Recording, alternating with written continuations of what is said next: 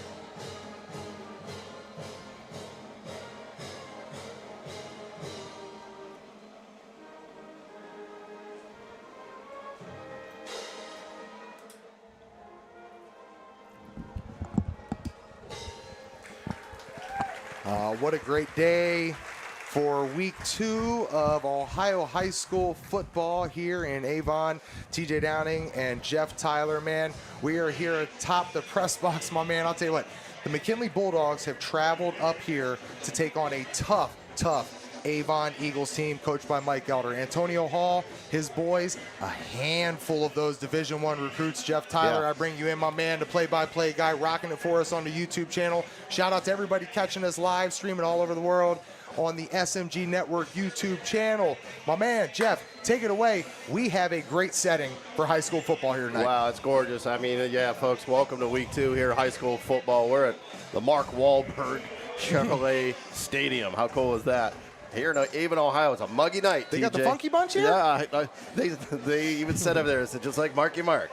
The 1-0 Avon Eagles, man, they had a good week last week. They went up against Iggy and handled their business there for sure with a good victory.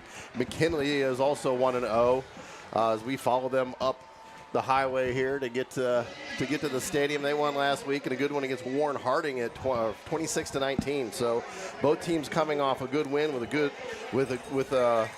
with good teams for sure, as the Avon Eagles rush the field here through their eagle. To our right, the Eagles are in their purple jerseys in white letters, white pants, purple and yellow stripe with the yellow helmets, and Eagles on the side, the road Canton McKinley Bulldogs, the storied franchise there in their all-white jerseys, red numbers, black pants, black helmets, and they look ready to go, TJ. I think they're going to do a good one. I just came up from the parking lot, and all I could hear was, I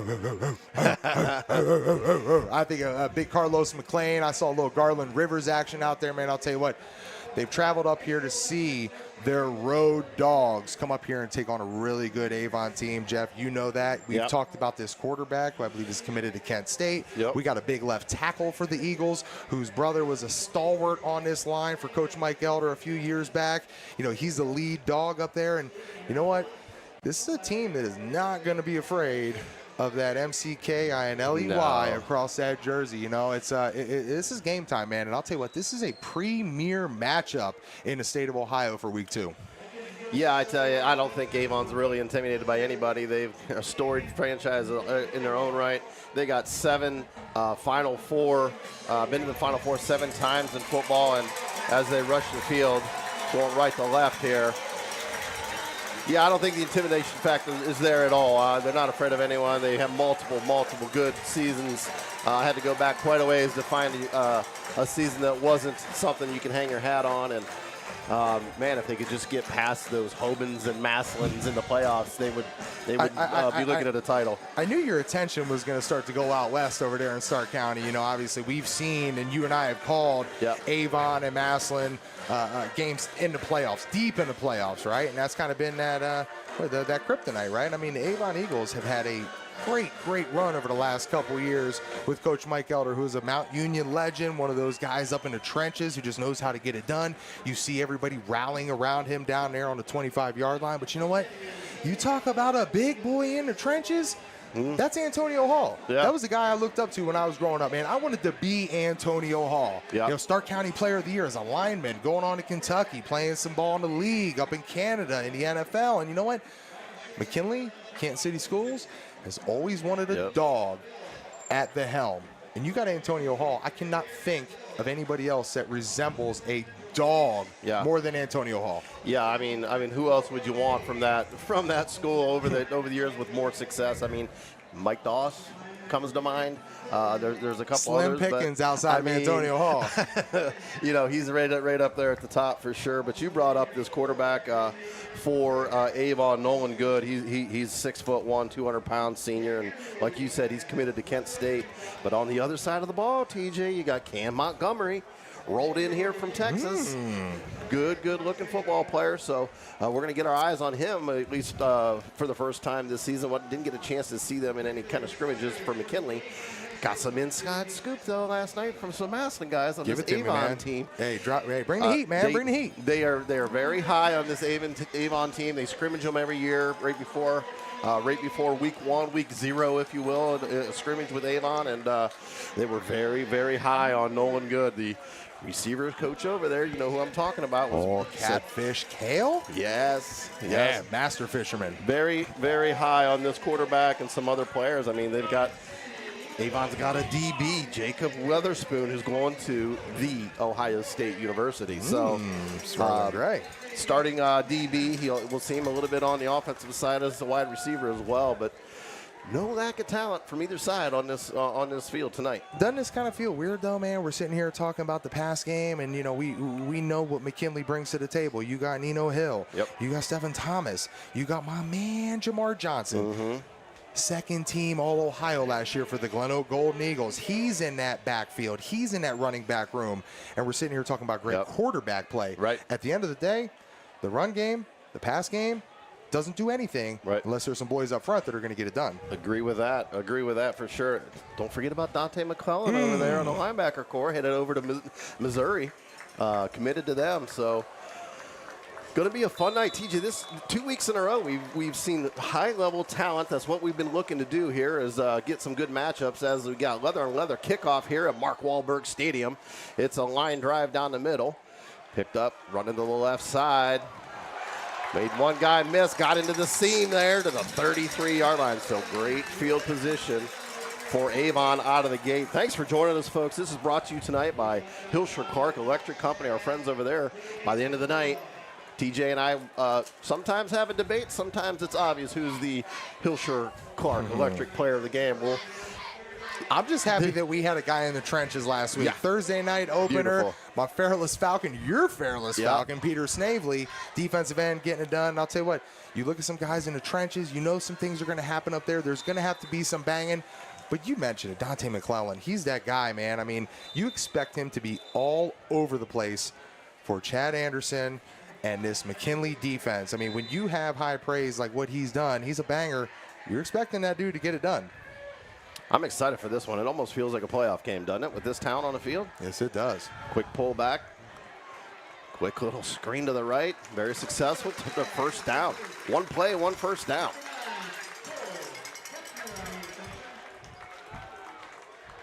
Beautiful stadium here in Avon. Turf field. They got a nice board up there. So we'll be able to get you some good information all night. Thanks for joining us here. It's been a pleasure as we get things dialed in here. You know, last week was week 1 for us too, so we had to shake off a little rust. And week 2 now, there's no excuses, TJ. We're going to get it rolling. No excuses whatsoever. And I'll tell you what, when you line up there in the trenches and you get the first offensive series going and you're able to get a couple penalties, you get this penalty right here. Yep. Avon's already out here at the 50, man. This is, this is a moment here where when you see McKinley's defense start to rear their ears back, they got to make a play. And off the gut, nice little move, but all kinds of Bulldogs there on that tackle. 11:26 to go here, first quarter.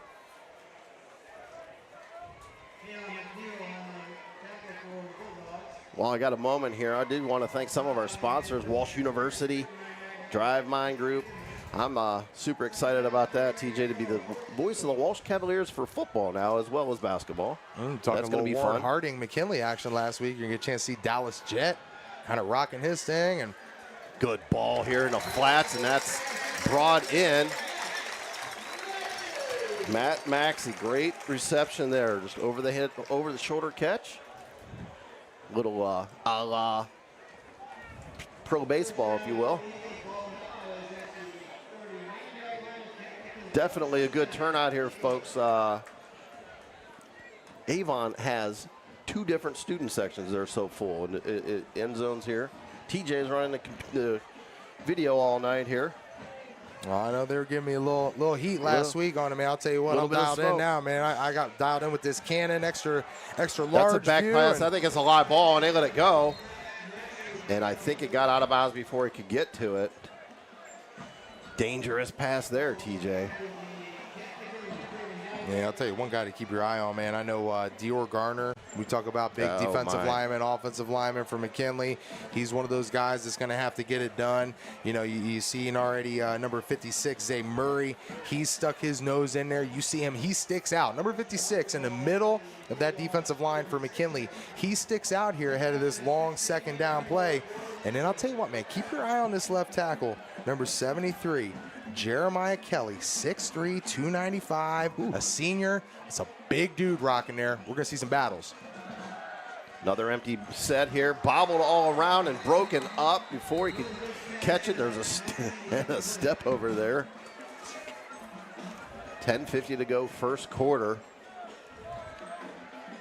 It is a muggy night here, folks. Good for football. I'll tell you what, man, I may get under that 250-pound plateau that my doctor's been trying to tell me to get under after this evening, man. I have been sweating it out today. I'll tell you what, it is, I mean, I would take this over freezing and having to wear long sleeves. You know, it's just, this is what football is all about. And I'll tell you what football is really all about is the impact. And you see number 9, McClellan, he's the guy that's going to have to make plays, and he's not doing it right there. Ooh. And I think the incidental contact there, lots of contact, but both players there went down where he had an intended post route there. And that's going to bring up 4th down. So after tremendous field position, moved a couple chains and then got stalled there at the 40-yard line and getting into their territory. So yeah, and you see what I was kind of talking about with Dante McClellan coming off the edge on the left side of the offensive line, number 73, Jeremiah Kelly, the big 6'4", 295-pound dude out there rocking number 73 for Coach Mike Elder. He was able to lock it down, but nothing out there in the pass lanes. And a great punt, and he's going to bring it in. Thought I would see a fair catch there, and great coverage on the special teams play there. That'll earn you some minutes on the field. That's how you do it, man. I'll tell you what, Jeff.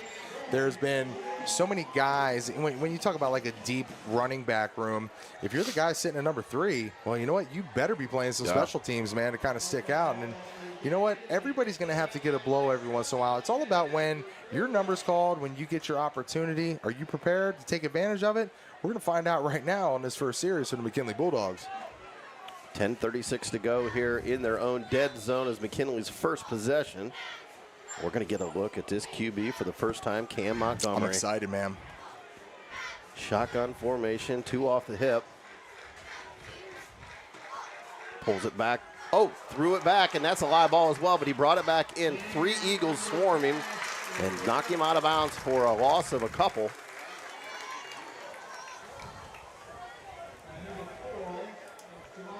Jeff, I know you had a chance to catch up with some of our Massillon guys. Our boy Rob Mailer down there at Liberty Ford. You know, he's been rocking the Booster Club president seat for a while now and doing a great job of it.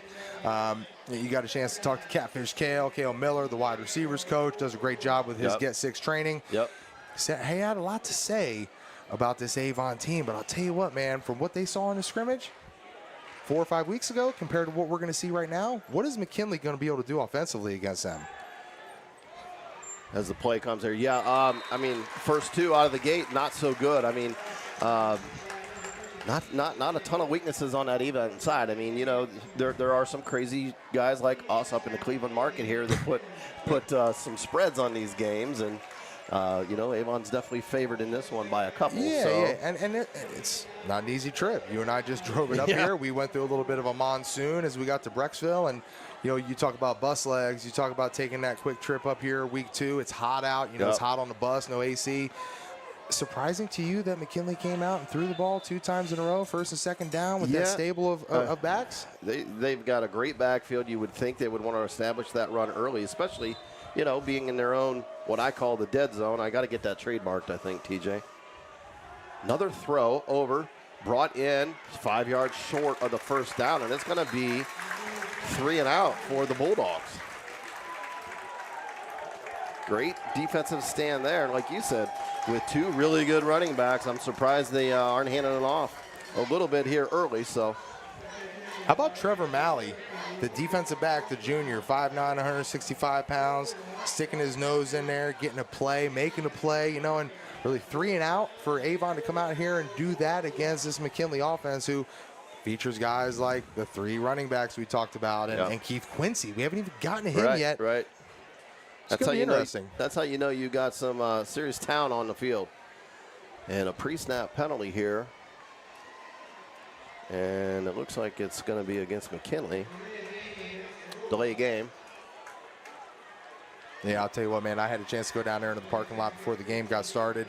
Had a chance to catch up with some of the greats like Carlos McLean and Garland Rivers and guys like that came up here with Mike Cooper, Cooper Kurt's disposal, bringing 4 buses, 4 of those Barron buses out here to our left.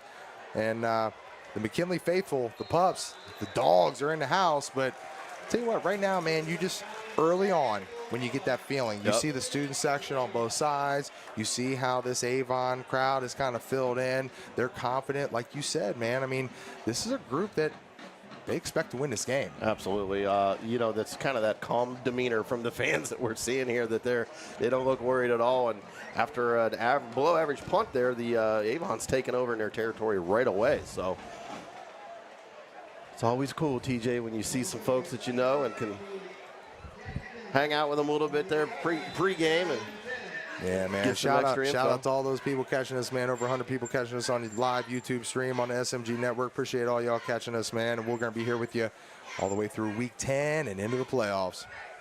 Dropping back, good ball, going over the top, got a man. Just overthrew him, had a guy. just misread the speed of his receiver there. Just a timing play. Whew. But you'll take it though, right? You know what? That's me, man. And you know, we've talked a lot about different offensive strategies. I had to come from that Jim Tressel offense where it's like first down, run right, second down, run left, third down, maybe make a pass. But I love the 1st and 10 home run shot from the 40-yard line. Take it. Take a shot. Take a shot. Why not? Single left and right, one in the backfield. Here's the snap, and they're going to run the rock up the middle. And only a couple RPOs so far. I noticed watching some film, TJ, that at least last week against Iggy, they went a lot of RPO on the offense. Only seen it a couple times so far. Expect to see more of that for sure. You know, and Jeff, I know there's a lot to be made about, you know, beating up on Iggy, all that. You know, my boy Ryan Franziger, who I graduated with at the Ohio State University, was a Chico product, and he's kind of taken over the helm for him.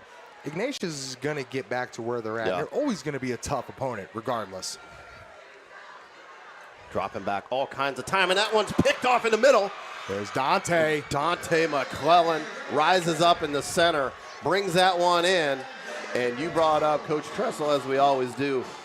Turnovers kill in a game like this. So first blood has drawn on the turnover battle by McKinley Bulldogs. Now let's see if they can do a little bit better job of moving the rock than they did the first time. So, Jeff, I mean, you expect a guy like Dante McClellan, right? He makes that interception right there, gets the ball back. He's getting dapped up from Nino Hill, everybody on the sideline, right?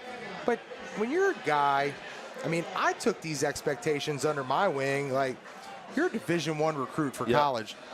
You expect to see Dante McClellan also have a piece of this offense under his belt tonight as well, right? Absolutely. He goes both ways. I don't know how much they will keep him on offense, you know, with as warm as it is and that. But and Cam going to go deep right away over the middle. Tremendous catch. Wow. Brought that one in, drew all kinds of contact. Good ball by Montgomery there. Man, getting that thing in there.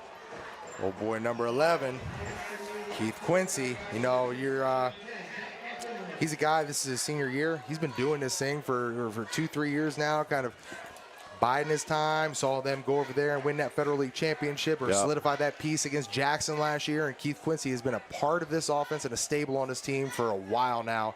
It's kind of it's going to be a blowout year for him, you know. Committed to Akron.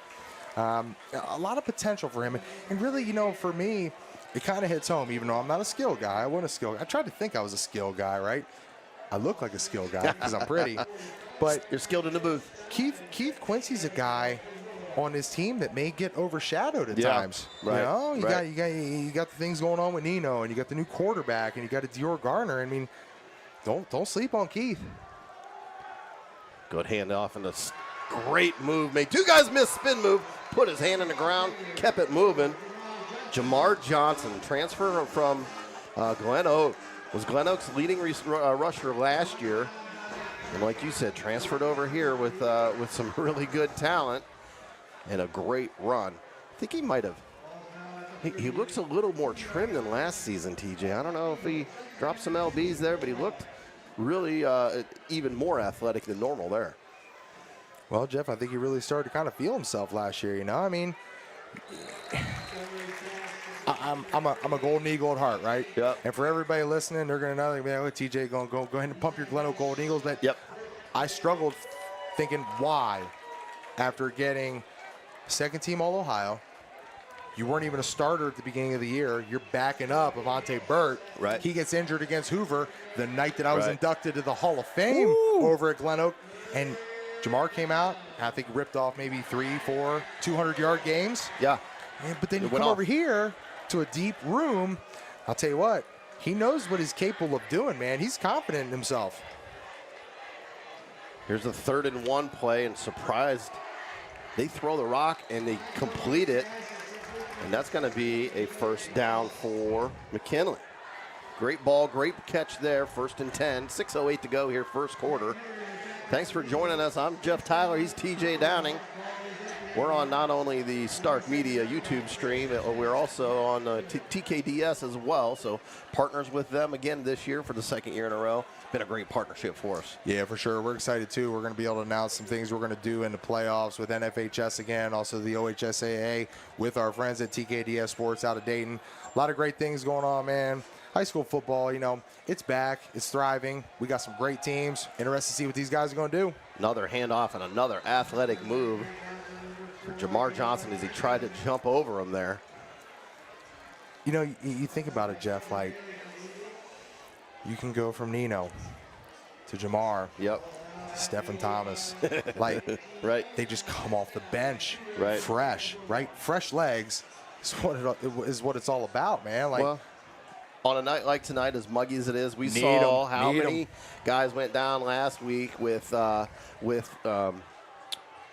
getting cramped up, you know. So hopefully these guys are hydrating a little bit better here week 2, and we won't see as much as that.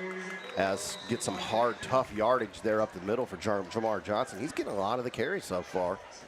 A little surprised Nino Hill's not getting the rock as well. But tell you what, man, a guy that stood out to me here on this drive, number 55, Logan Hayes, starting on that offensive line over there at the left tackle spot. Big, tall, rangy dude. I mean, you got, 77 inside of him is more of a wide body, but I'll tell you what, a lot of people will recognize this name, man. Jason Smith, dude, played center on a lot of those great football teams in the late 90s for McKinley and Coach Tom McDaniels.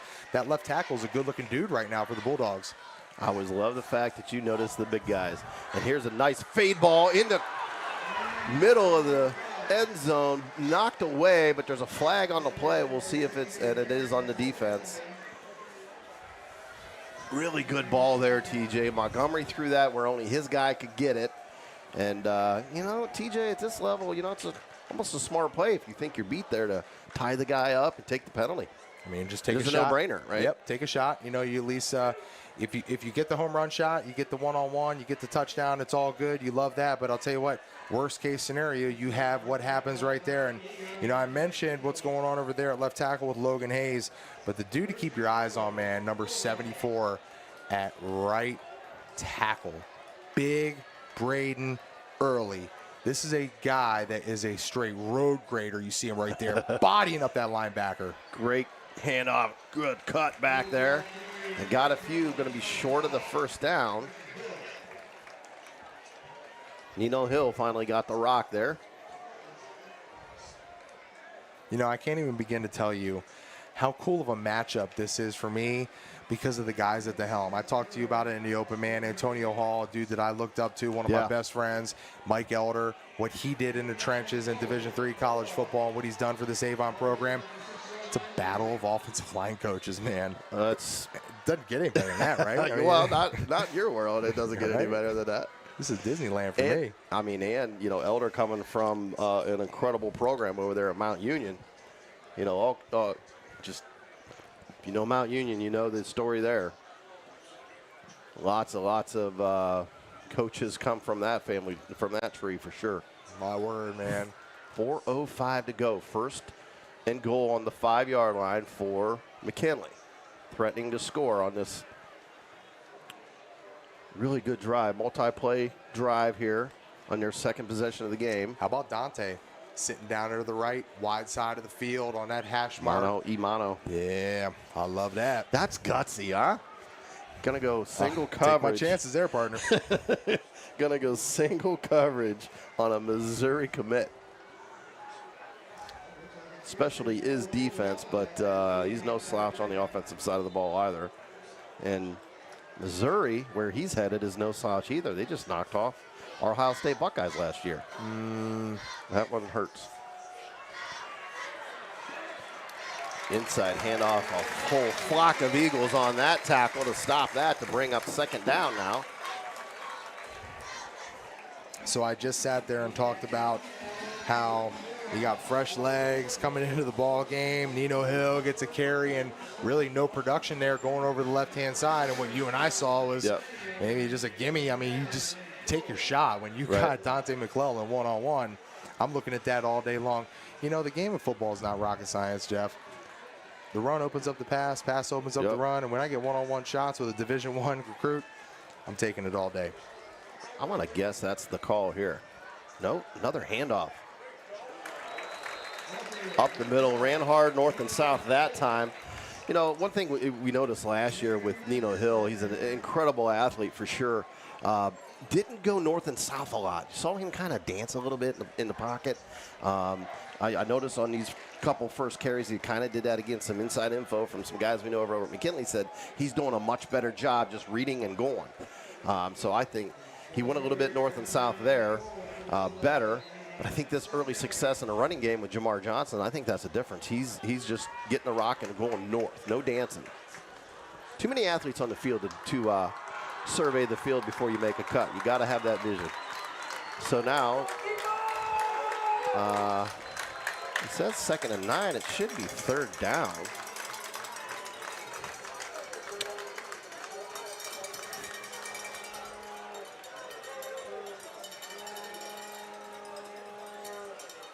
Oh, there was a flag down there on that last play, so not sure what that was. They didn't. It is 3rd down, okay. That was on McKinley. Avon declined it to get them to 3rd down, so 3rd and goal and 7. In the red zone for the first time today. Montgomery in shotgun. Hill off his right hip. Throwing, fake corner into double coverage. And there's another flag on the carpet. And I don't know, TJ, that one looked, I think I might have hate that one if I was the official, but I'm guessing it's going to be 1st and goal now. I mean, just look at the size of Dante McClellan compared to the guy he's going up against. You know, like you talked about it just a few plays ago. Take your chances. If you get the touchdown, great. That's what we were hoping for, you know. But if you don't, you're going to put yourself in a situation to draw that penalty, give yourself a fresh set of downs, and here we are sitting, you know, as McKinley Bulldogs are, inside the 5-yard line, 1st and goal. Well, they haven't flipped the board or the other. They said pass interference. And it's still saying 3rd down, folks, so a little confused on that one. And didn't hold their water there. 2nd time, Logan Hayes getting a little antsy over there in this heat, not able to hold his water. Did number 55 hear me talking about him up here? I think he did. I hate when that's I do that, going to bring them back. I hate when I give some offensive line guys some shine and kind of give them a little bit of praise, and then all of a sudden you bump yourselves outside of that 5-yard line. Last thing you want to do, man, when you start smelling that goal line is to go backwards. But you also think about this too, Jeff. Gives you a little bit more operating room to maybe do some different things. So now they're going to go 3 wide to the right. Nino Hill off the left hip of Montgomery. 2:55 to go, 3rd and goal. Nothing, he's going to tuck it and then touchdown. Bulldogs. Great job on Montgomery. Felt the pressure in that pocket, stepped up a little bit. I think he was going to ran it in. But he saw it wide open in the back of the end zone, threw a strike for McKinley's first score of the game, 6-0 Bulldogs.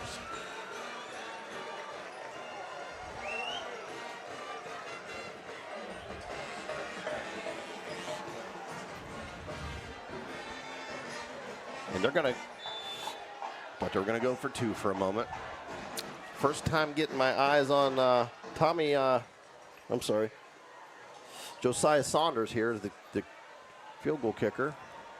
The PAT is up, and it's good, TJ. They lost a good one last year. The QB kicker last year was extraordinary for McKinley. 2:50 now left to go here in the first quarter. One thing, Hilshire Clark Electric Company, CH Vallis and Associates, they sponsored the pregame show. LPL Financial sponsors our halftime show that'll be coming up. Drive Mine Group, post-game show sponsor, and as I said earlier, Hilshire Clark Electric Company, player of the game. We will get eyes on this and figure it out here as we go along. Walsh University, we do a lot over there with Walsh University. I'm the voice of the Cavaliers for football and men's and women's basketball all season. This will be my 3rd year for basketball, and it'll be my 1st year for football, taking over for the big guy over here. Also on Wednesdays, we do Wednesdays at the Wink. TJ's out there at the Winking Lizard up there at Market Square, and he will interview some players, some coaches from different teams there with Walsh University. So check that out. We post that every week during season, and definitely a great partnership with Walsh University. We definitely appreciate them. Lindsay's Pizza. John Lindsay over there has an incredible pizza. I hear the breakfast pizza's to die for. I've had quite a few other of their pizzas that you won't be dissatisfied for sure. And finally, rounding out Pro Football Hall of Fame Luncheon Club.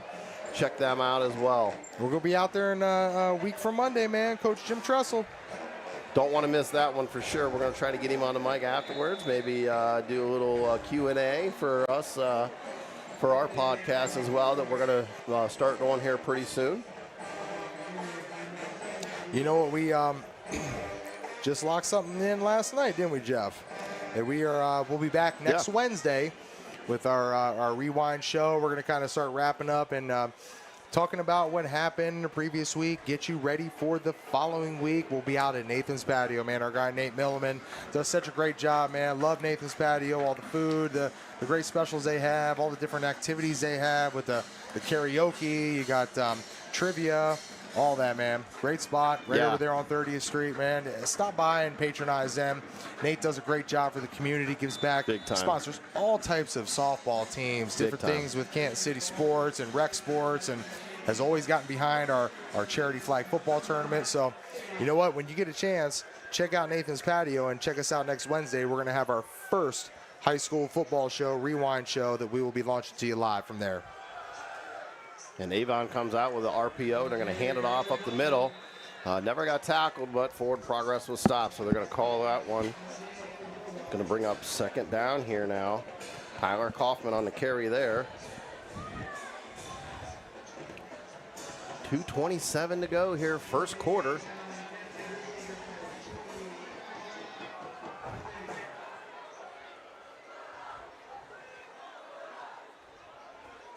Trips right, single left, dropping back, looking to the right, throwing to the out of the backfield, and great coverage by multiple Bulldogs there in the flats.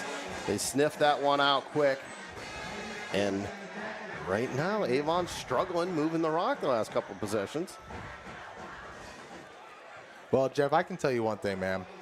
I don't know if I would call it the privilege of playing against Chad Anderson and trying to stop him, whether it was offensively or me as offensive lineman trying to block him from his linebacker spot.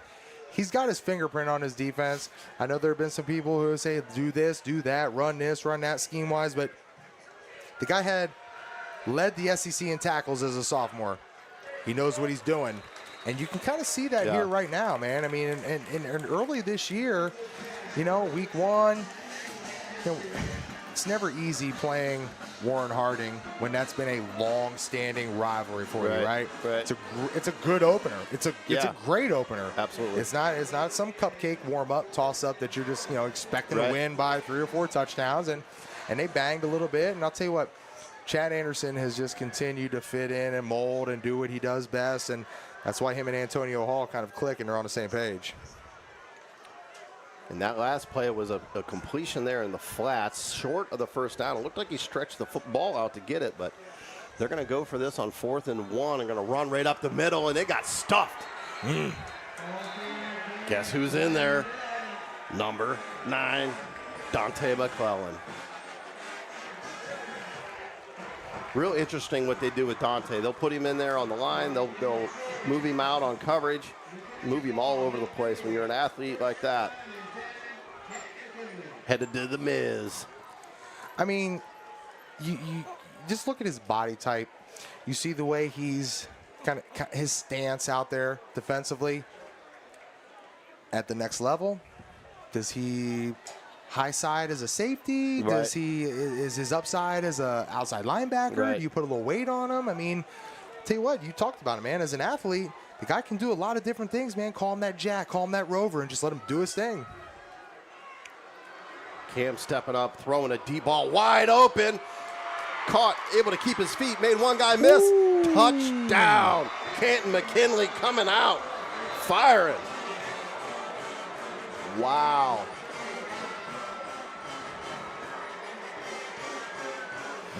Dogs are in the house, right? It was number 84. Not sure who's wearing that number this evening. Or was it 87? That was number 84. Got that touchdown. Yeah, we apologize. Some of the roster stuff that we got here. We didn't get a chance to get locked in with our boy, Jason Blackiston, man. Great dude. Does a phenomenal media package for the McKinley Bulldogs. He's also the head wrestling coach now, so he's assumed new duties. And unfortunately, it looks like this one's going to come back, man. You're going to get a penalty on that, and that's going to push the Bulldogs back into their own territory. But, man, Jason Blackiston does a great job. He's always here to help out with Coach Hall. And, you know, he's taken over the wrestling program, as I mentioned. And my old 9th grade offensive line coach at Gleno, Greg Ferrara, they got some really good dudes. And, yeah, they're trying to bring us a fan in here. I'll tell you what, the fan, man, tell you what, this guy's going to get a tip, man. I got $5 for you after this game. Maybe a slice of pizza, maybe Dr. Pepper, something like that. But tell you what, partner, we got a scorcher tonight. Whew, I love it. Can I tell you something, man? There's nobody I'd rather be sweating in the box with than my man, the natural, Jeff Tyler. Appreciate all you do for us here at SMG Network, man. Getting it done. And, you know, you think about coming on the road. It's the hardest thing to do. You know, when called a hostile environment, yes, no. Is it really loud in here? It's not taking the McKinley Bulldog offense out of their thing, because you see they've had production thus far. You know, with 40 seconds left in the first quarter, up 7-0, they've taken shots, they're making plays, but you cannot have mistakes on the road. Yeah. You cannot have penalties. You cannot take scores off the board. Another fake handoff, rollout. Cam Montgomery throwing deep into traffic. 50-50 ball, and that one's picked off. And Avon going to force a turnover there as Cam threw an ill-advised pass there. I think he took a late hit. He's coming up a little bit shaky. Jacob Weatherspoon. Woo! Big interception for him. The junior 6-footer. When you throw the ball up that 50-50, right, when you're taking a shot, when you're taking a chance, and you know there's a couple dudes out there that are over 6 foot, yeah, better mind your P's and Q's, man. Well, it's one thing to be throwing against a couple dudes out there that are 5'7", 5'8", you know, thinking they're just a little sophomore trying to get some burn. And we're gonna continue to just keep burning here in the press boxes. This box fan is not working. They tried to hook us up, bring us a fan, but hey, no bueno. I'm not scared of Asana, man. We're over here talking about wrestling with Coach Blackiston, man. You feel like you're in the room right now, huh? Yeah, man. But give me a trash bag suit, man. Give me some oranges. I'll be spitting. You know, by the time we leave here, I'll be down to 242. And a clutch interception there by the Ohio State commit, Weatherspoon. 22 seconds left here, first quarter. McKinley up 7-0. They took, like you said, one off the board. It looked like Nino was off sides there. Threw into traffic. Defender fell down. What a great catch. Tyler Kaufman rose up and brought that one from the clouds. First down, Eagles.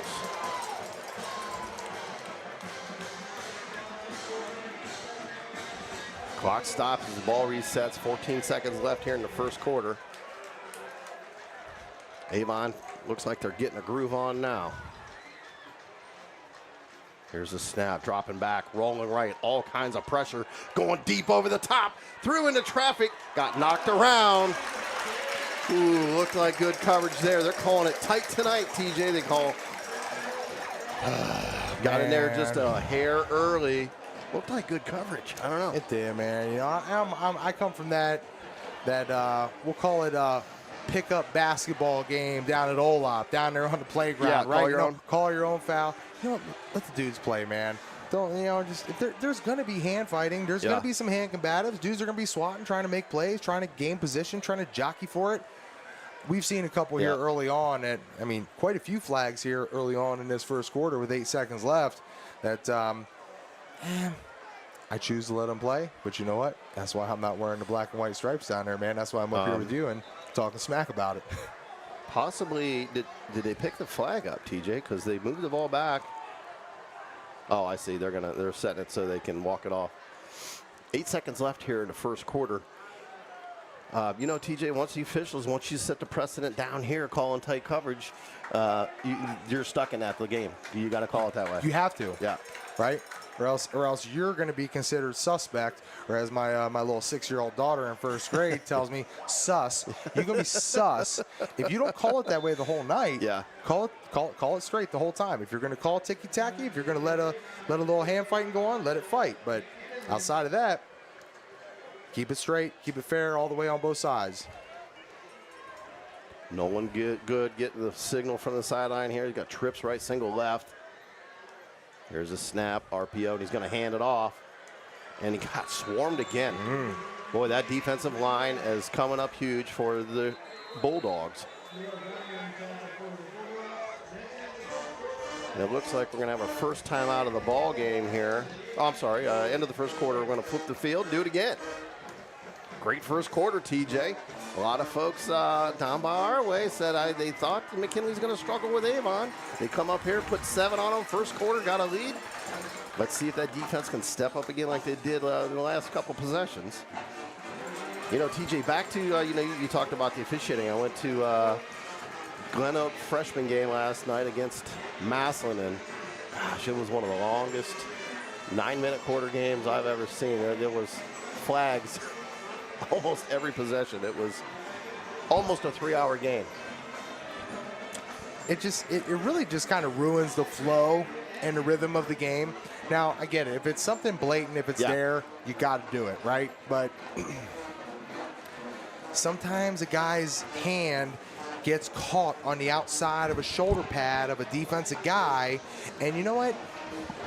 Us smart guys that don't cheat, because I never cheated, you refit. Give him that 1 or 2 seconds to refit. Don't just be so quick to call hold, Right. Let these guys fight. Let them hand fight. That's part of the game. It's hand combatives from the receivers down to the linemen.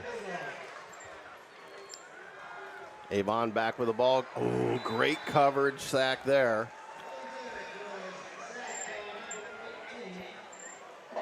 Had 3 different players there for the Bulldogs getting in there and getting that sack to bring up 3rd down and 19 now for Avon. McKinley is definitely winning it in the trenches right now.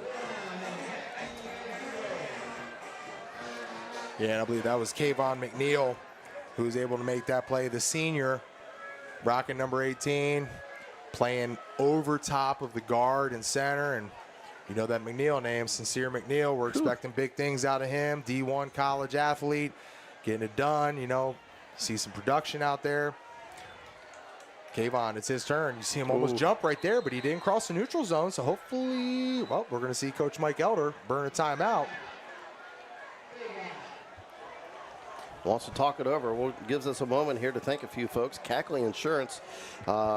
Great partner of ours for now 2 years. Leathernecks Nation MC, bunch of great guys and military men. Most of them, I think, actually all of them were in the military over there, and incredible men. I didn't get a chance after the national anthem to thank our men and women in military, both active and retired. Heroes in my eyes don't wear capes, they wear dog tags. We appreciate you guys so much, and gals. We just thank you from the bottom of our heart. We can do what we do because of you, and we thank you for that. Eagles now, as we said, took a timeout. We got 11:09 left here. When they come back, good time to take a timeout there when they got a 3rd and 17 happening. Also want to thank a few other sponsors of ours. I brought up the Pro Football Hall of Fame Luncheon Club. They bring in, you can get lunch on Mondays. They bring in some really heavy hitters on the speeches. The first one of the year is going to be Coach Tressel. So he'll be up there for a speech, and you can eat lunch and ask questions, and it's really a great environment. So check that out if you get a chance. And the 3rd and 17, they're going to call QB draw, and that did not work at all. And a great. Wow. Jeff, to me, thus far, with a 7-0 lead for the McKinley Bulldogs, and you see what they've been able to do defensively here. Avon has had a little bit of push. We talk about that bend, don't break type attitude, but the guys that are getting it done right now are guys like, I mean, you think about Covington, you think about Dietrich Daniels, you think about Rob Brown, number 24. He's getting his nose in there, man, and these guys are making plays. Great catch, made a guy miss. Got to the outside and nearly broke that one. Great return back to the 40-yard line. I just got to talk here for a second, man, because I'll tell you what, I'm a little bit upset with my guy, Dior Garner. You know, Jeff, how often I am fighting for a defensive lineman and offensive lineman to get player of the game, Hilscher Clark electric performance of the game, right? Dior goes and changes his number up to number 8 this year. So that means you can't go out there and play any offensive line. Yeah, I know you're always looking to get the big guys, the award. Hey, you got it last week. You got a defensive line. He was rocking 54 last year. Yeah. Played offensive line. We saw that Lake game when they played Lake. Lake had a really nice team going last year. Had a lot of steam, and they go into Tom Benson and Dior Garner. They were triple teaming him, and they still couldn't get this dude blocked. Love watching Dior, what he does. Don't like the number 8 on his back, but I'll tell you what. If you're not going to play offensive line, you're going to rush off the line, you're going to rush off the defensive line, rock that single digit, man. He's getting it done. This defense is getting it done for McKinley. Absolutely. Another handoff up the middle. Jamar Johnson with another handoff. Not much there. So, Jeff, we know of a couple matchups going on around the area tonight. We obviously know Jamar's old school. Glen Oak is going to be taking on Massillon. We know Perry is going to be taking on St. Vincent St. Mary. That'll be interesting. Tell you what, guy, my boy Rylan Hurley, one of the best wrestlers in the state, maybe the best center fielder in the state of Ohio. Really? For St. V. Has offers from Princeton, but they got him rocking a little quarterback spot. We're going to keep up on the Perry Panthers. And a great defensive stand there by the Eagles, stepping up in that hole, sniffing out that handoff there as McKinley now going a little bit more conservative after last possession, throwing a pick. I mean, we often talk about one of the premier matchups over the last couple years in Stark County has been that Perry-McKinley like Week 8 game, right? Right. Where Perry has had some success. Yep. And maybe McKinley has overlooked them looking forward to Week 10, what they're going to see with the Massillon Tigers. And for me, I don't know how much I can take away from a 35-0 beating of Central because Central's down. We talked about our boy, big Jonathan Stangl coming up here, but I'm interested to see what these Perry Panthers are all about. Well, we'll see if they're real tonight going against the St. V team. Cam Montgomery got swarmed and sacked. All kinds of flags on the carpet here. Probably a holding. But Montgomery takes a sack there. Goes down at about the 2-yard line. You know what? I'm just looking. I'm looking at Antonio Krieger. I'm looking at Braden Early. I'm looking at Logan Hayes, who we talked about. And you know what? Again, it's really not that hard. When you see the offensive line getting pushed backwards, I don't care how great of a quarterback you have. If Tom Brady only had 2 to 3 seconds, he's probably not going to be Tom Brady. Exactly. You know, I mean, give a guy some time. You and I both know that this quarterback that is transferred in here from McKinley, he's got the ability. Yeah. Just got to give him like 4 to 5 seconds. I mean, we're not asking the world. You know, but pass protection is the hardest thing for an offensive lineman to do. You're stepping backwards. That guy that is rushing over you, probably a better athlete, probably a little faster, probably a little stronger, and he's got a 3-way go. He can go inside, right over you, or outside. This McKinley offensive line, if they can just sure up, give the quarterback a couple extra seconds, they're going to have some action.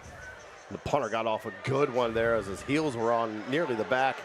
And great coverage there by McKinley. So they took a difficult situation and, in my eyes, did as good as they could do, getting that punted down to still on their own 45-yard line for Avon. But we've seen what this defense has started to do for McKinley. And now Avon stepping up on the defensive side of the ball.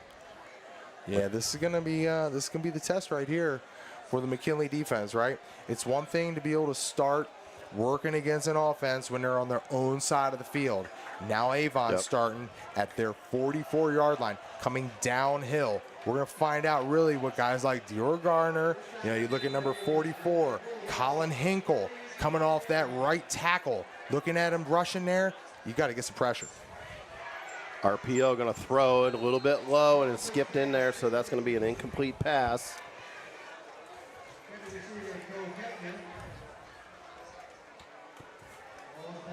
$8:39 to go here. First half, we'll have some scores here for you before too long. Not a whole lot going on out there. I did just notice that Sandy Valley winning 2-0 over Manchester. Barn burner over there. I think they're on the road at Manchester. Lee Fairless, your alma mater, they're taking on Tusky Valley? Correct.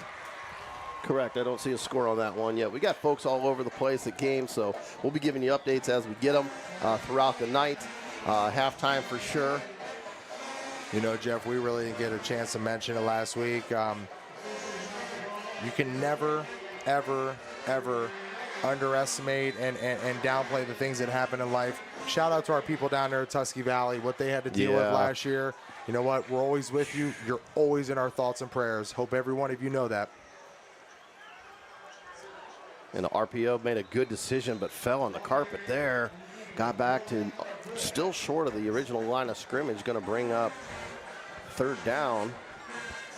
Some of the guys I talked to out in the parking lot earlier, Jeff, talking about Nolan Good. I'm a talkative guy, man.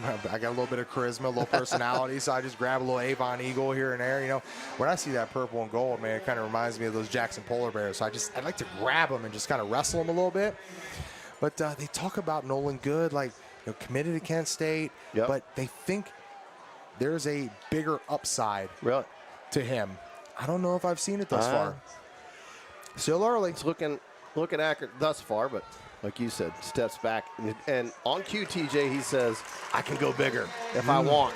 Throws a strike. Ball brought in by Alex Rini, a 5'9" senior. You know what? Thank you, Good. Thank you, Nolan Good. I like being humbled. You know what? Because I have a problem with quarterbacks sometimes. You know what? I appreciate that. When you talk, you feel it like you just need to make a play, and he did it right there. That's creating offense.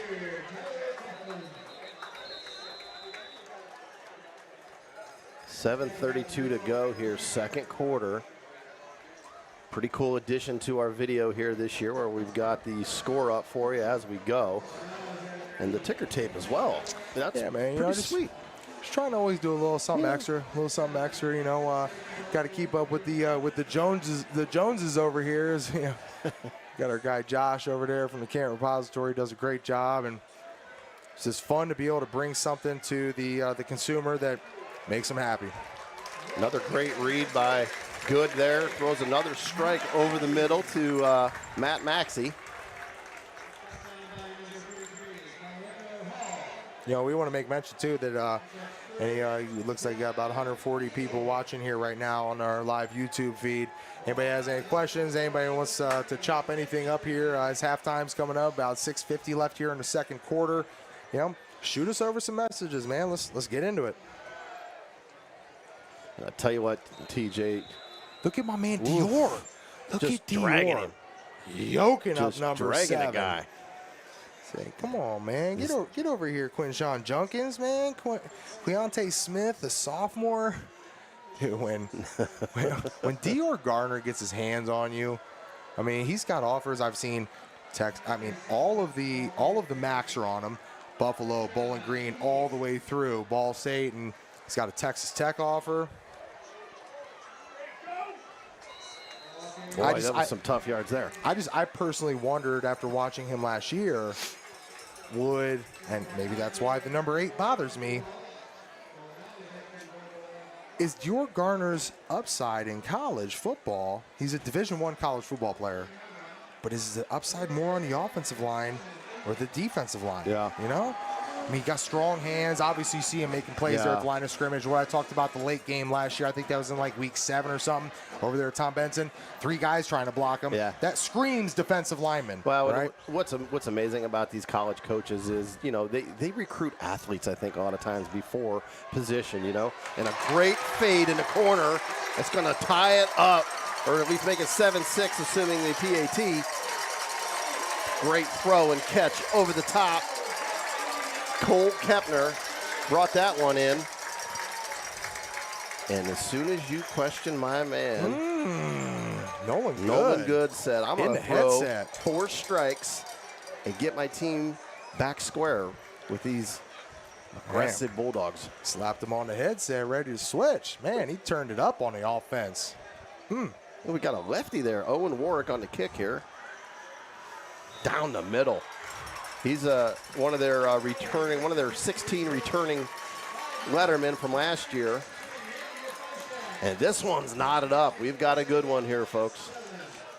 Thanks for joining us. We'll do our best to get to all our sponsors throughout the night, but if you're watching the live feed here, we've got a ticker tape going across showing them as we go, giving you some information on all our great sponsors. We couldn't do it without them. We definitely appreciate all our sponsors.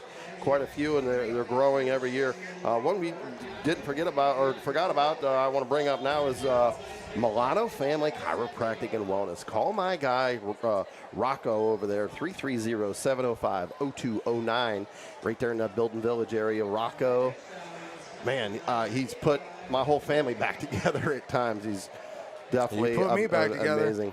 But you know what? I still will never be able to live down the time when we were sophomores and I was his offensive tackle and we were playing inside of Fawcett Stadium and we were playing the Lake Blue Streaks homecoming weekend. Ryan Tanksley, just some raw dogs for Coach Luke Durbin, man. Poor Rocco. He got his collarbone broken. His girlfriend, Rachel, was so mad at us, man, because she's in the pictures with him. He's got his thing in a sling, and he said, man, I'm offensive line. They only gave me 2 to 3 seconds, and that doesn't work on that AstroTurf over there, Fawcett. No. You brought that up last week, TJ, on, turf or grass, but the turf now is so much better. I mean, poor Bernie Kosar had all of those concussions because it was literally cement under just turf. That was pretty bad back in the day, but they get a lot better now with these. But I think a lot of the pros still do prefer grass. And a good move and tripped up and did a flip right in the middle of the field. We would have had a not if he would have landed and kept going there on that one, TJ. You leave your feet. You leave things like that open. That was Owen Rittenhouse. Yeah, he's starting to give me nightmares, man. I can remember my boy Jay Wilhelm over there. Great dude, man. Jay Wilhelm, one of the best in the business, man. Great people, man. But I'll tell you what, I can still hear Jim Tressel tell me, when you leave your feet, you're out of the play. Yep. Right? Got to keep your feet. Montgomery drop it back. All kinds of time. Stepped up into the pocket and stepped right into that pressure to get a sack. Got back to the line of scrimmage. 5:08 to go. We're knotted up at 7. I need to see just a little bit more. I've been talking about this through this first half. I need to see a little bit more, just a little bit more effort out of this offensive line for the McKinley Bulldogs. Yeah. And there are opportunities there. When you're on the road, oh man, Tress, he told me, he said when you're on the road, you have to play mistake-free, opportunistic offense and relentless defense as superior special units. Can't make those mistakes. And a great throw and catch there. Made 2 guys miss before he got absolutely drilled by the Toledo commit. Ryan Stolarski laid the wood on that one. And TJ, we always do a good job as the cheerleaders walk by here to try to recognize not only these young men on the field, but yeah, of course these fans, but these cheerleaders, the band. I got one here for you, TJ. Chase Spranger is a freshman at Ohio State, from this very Avon. Ooh, okay. He just made the best damn band in the land. No way. Yes, sir. So There's shout nothing quite like that. out to Chase Sprenger with the best damn band in the land. Making that cut's a big deal. Ooh, big hit in the middle there as he spun right into contact.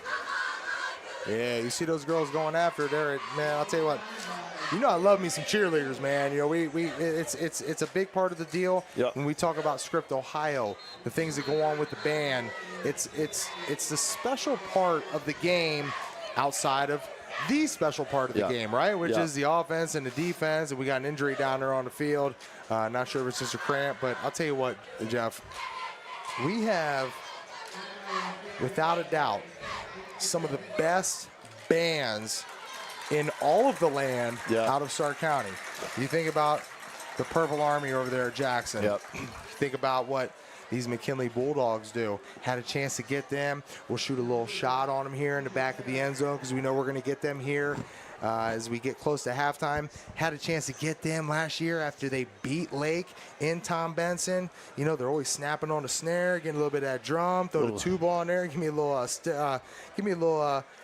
big tuba action, you know? Give me a little clap up here as we see the injured player get up off the field with 3:36 left to go in the second quarter. But I'll tell you what, man, from Glen Oak to Alliance to the Massillon Tiger Swing Band all the way through to Lake. Lake's got a band show coming up. They're going to have a bunch of schools coming up there competing in it. And you know what? It's just an extra special part of the deal that makes high school football and athletics in Northeast Ohio that much more special than anywhere else in the country. I mean, nothing like a high school game. I love the fact that some of these, like the Cleveland Browns, have invited some high schools to play at the home games, and there's just, to me, football just goes to the next level when you got band involved. Right, and look how cool this is right down here. You got the Eagles, you got the Bulldogs, the Pups. They're just holding court right there on the track.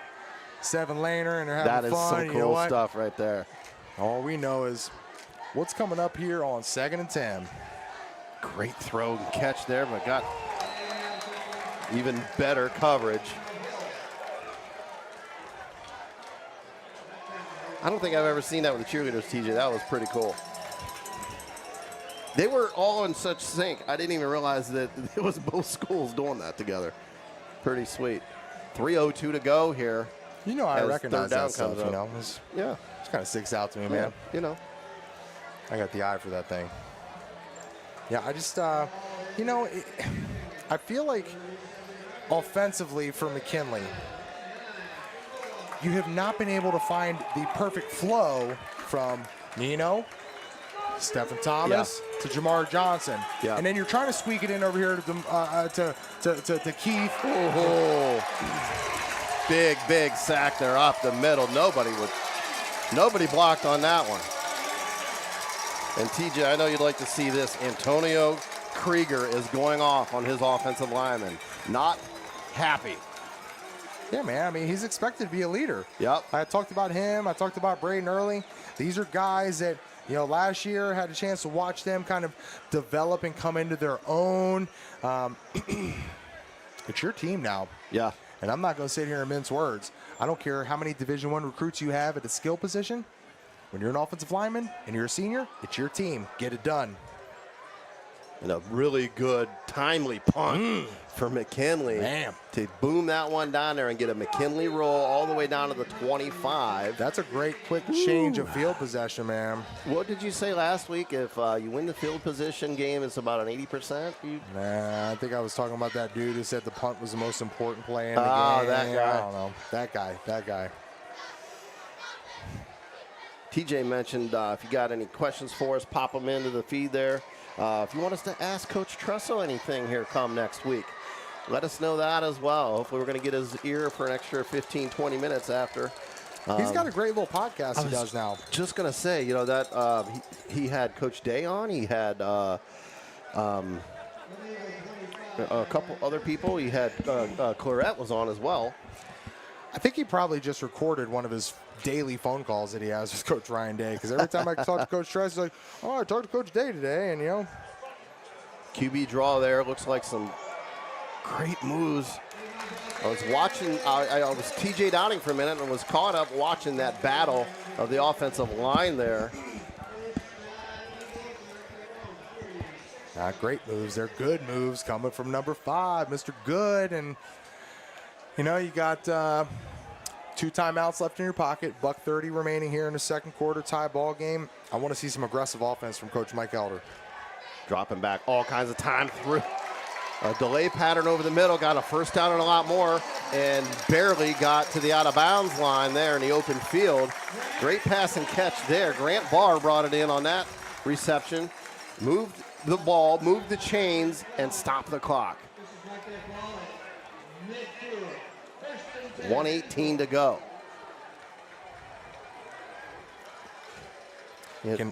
Can I tell you that it's surprising we haven't seen more guys cramping. I think I'll be cramping at halftime. Right. It is so warm out here. But you know what? We're seeing a great high school football game, man.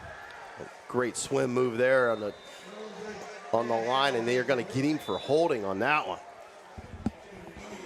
1:16 left. I believe it's going to be holding on Avon. Going to bring them back. Jeff, do you feel like the momentum shifted a little bit after that touchdown was called back for McKinley? That big passing touchdown from their 40-yard line. They just have looked out of rhythm ever since. Ever since then, man. You know, but you're still waiting to see Avon do something and capitalize on it. You know, they got the score, they tied it up, but I mean, are you going to take that shot? Are you going to get that big home run play? From all we've heard about this Avon offense, I want to see that. Yeah, right. They're out of rhythm as well. Doesn't look as explosive as what we thought it would be. And it could be, like you said, TJ, just a matter of getting in rhythm as they drop back, and he's got some good pressure. He's going to step up. Thought about taking off, and he does. He's going to tuck and run. First down and more, knocked out of bounds at the 37-yard line. A great decision there. Had he decided to run sooner, TJ, he might have been housed on that one. Once again, move the chains, move the ball, and stop the clock. 7-7, 1:08 to go. Avon has 2 timeouts remaining, so they got plenty of time with 1:08. That was huge, Jeff, to get that across midfield, get into plus territory, and now Good's got some room to operate and plenty of time, some timeouts. You can really call what you want here. And a high ball thrown out of bounds there, incomplete.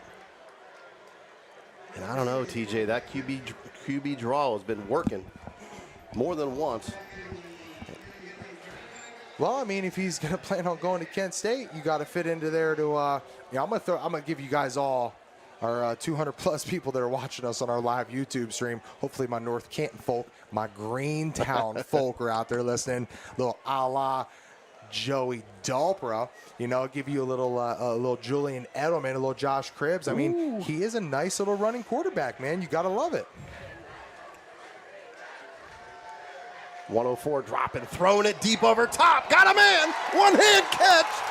Touchdown, Avon. What a ball.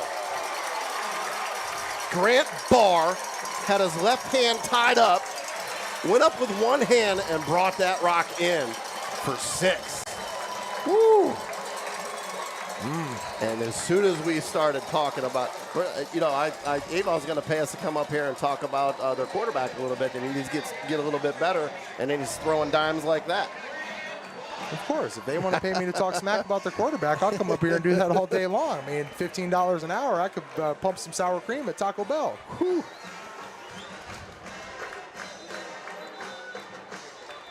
And that one is down the middle, but we got a whistle, stop and play. Might be a re-kick here. Jeff, we can't sit here and not underestimate the value of what that opportunistic offense just did right there, right? You get the ball back under 2 minutes to go. We're talking clock situation, 2-minute situation. Got to put the offense into high gear, be aware of the clock, time management, all that good stuff, right? But a big quarterback run, getting it into plus territory, and then boom, good, feeling it. They're putting guys into the box. You know what? That's a one-on-one deal right there. And number 12, Grant Barr, Look at that. 6 foot, 190-pound receiver. Yeah. One-on-one. Take that shot. I take that shot. He got behind the defense, threw a perfect ball. Could have probably been pass interference as his left hand was being tugged on. And after that successful PAT, there's a flag down. And is that like the 50th, 30th flag of the Mike Elder's not happy. He's having a discussion over there with the referee. I don't think they're discussing the rosary. Yeah, don't piss him off, man. Mike Elder will line up and do a 3-way go on you from that defensive tackle spot, man. He was a bad dude when he played ball, man. You talked about those coaching trees, Jeff, coming from Mount Union. You know, we can talk about the high school level right here. You talk about Mike Elder. You talk about the right down the street. We could keep going about 20, 30 miles, west of here? Go to Toledo. Talk to Jason Candle. Talk to Vince Karras. Let's go over there and talk to Grinch, who was over at Oklahoma and Ohio State. Let's go talk to Nick Sirianni, who's been banging it out with the Eagles. And, you know, it's really just amazing to think what has been done by the Purple Raiders. And it all started with Larry Karras, the all-time winningest coach in college football history. His win percentage is ridiculous. So it's like .936. Yeah. You know, and when you have great quarterbacks, when you have skill guys, and tough defense, I get it. I like it. You know, it's cool. But you know what? He had bangers in the trenches. He had guys like Mike Elder, the Tom Lallies, the BJ Paynes. Oh, I remember that. That's how it happens. I love my Danny Pughs and my Nate Kimmicks, but and he's got room.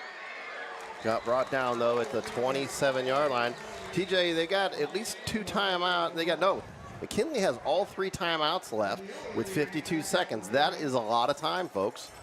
Might be able to get this close to a score over there. And, you know, I brought up, and you brought up a couple times, we're going to be sitting with Coach Tressel in some questions. The question I'm going to ask him is why he thinks that these coaches from Ohio, there's so many of them at a high level, not just Mount Union, all over the place. You got guys from Youngstown. You got, you know, Lou Holtz. There's just the amount of Ohio guys that got to that level, got a college D1 team to #1 in the country.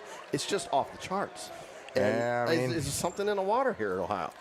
Yeah, I mean, you can say that. I mean, shoot, go out there to Coldwater and freaking Fort Minster and Minster and Fort Fry and Marion Local and see that there is something in the water. But I think it goes to show you exactly what I've always tried to tell people, that even a little bit more dialed in, I will take Stark, Summit, T County, Northeast Ohio football against anybody on the map, right? Hear a lot about guys coming out of Lauderdale and Florida. You hear about PA, you hear about Texas and Cali and all that stuff. But I'll tell you what, I'll take the baddest of the bad from Ohio any day of the week. Yeah.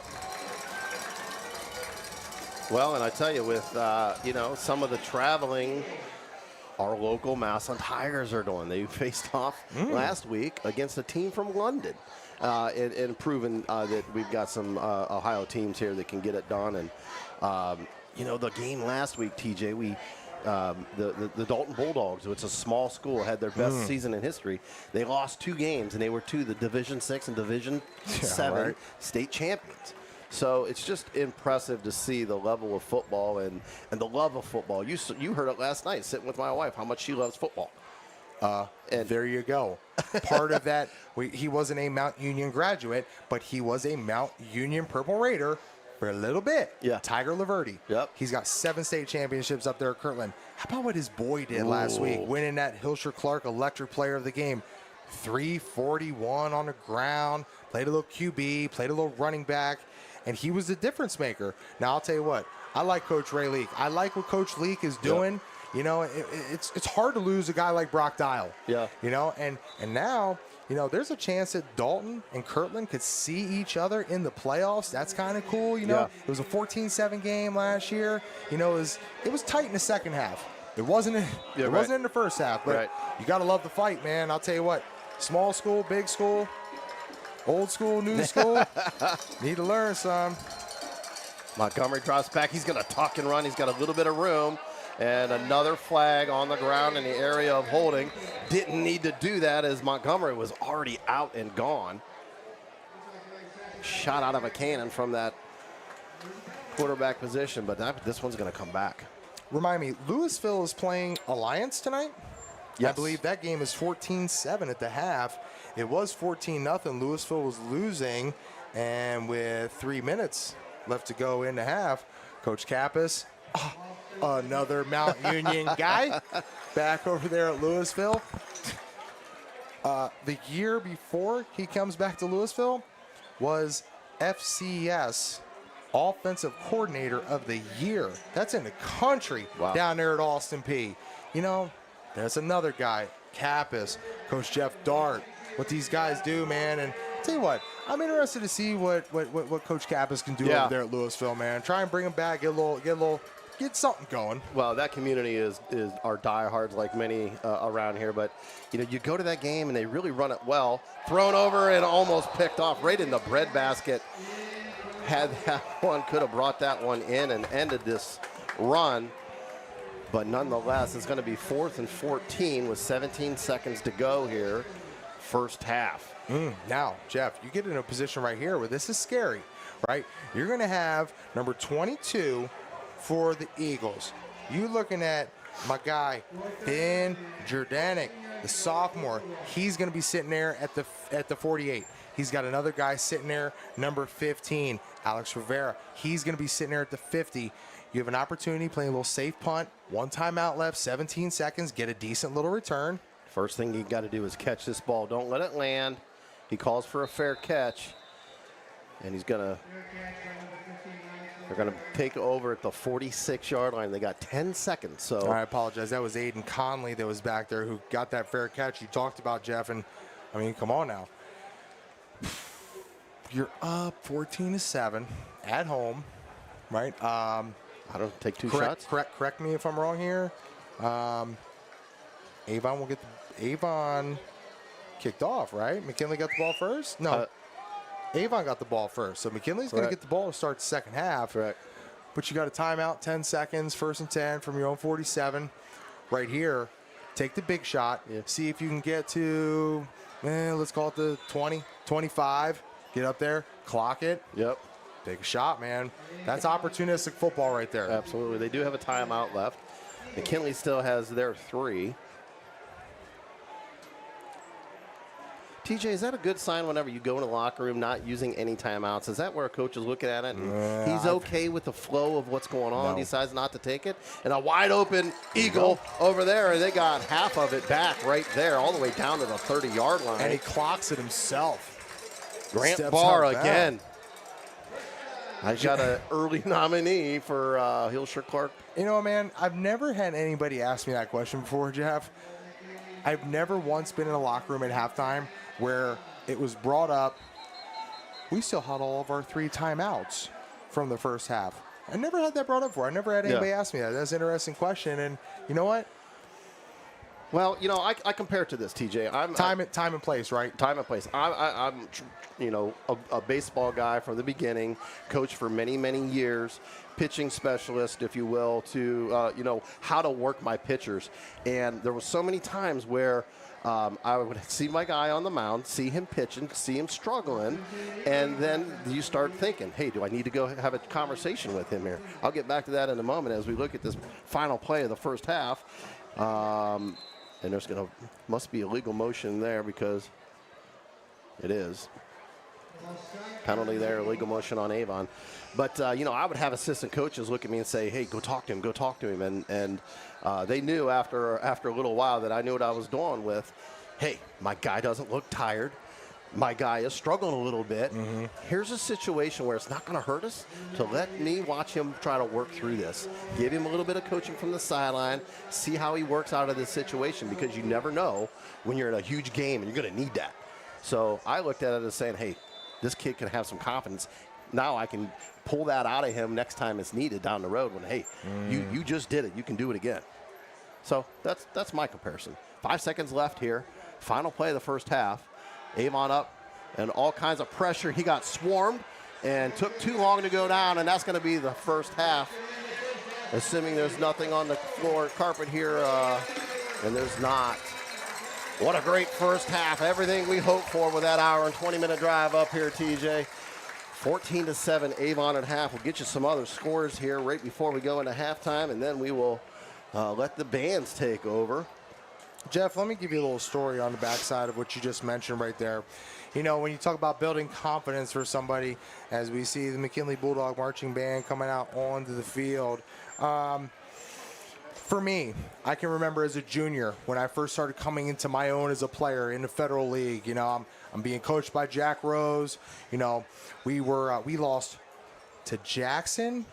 We lost to Hoover and Jackson in week 8 and week 9 by a combined 3 points. Wow. We lost to Hoover by a point. We lost to Jackson by 2 points. And we had to go into Perry. And I will mind you that in 2000, it may have been the most competitive year the Federal League has ever seen. Worcester, Lake, Perry, Jackson, us.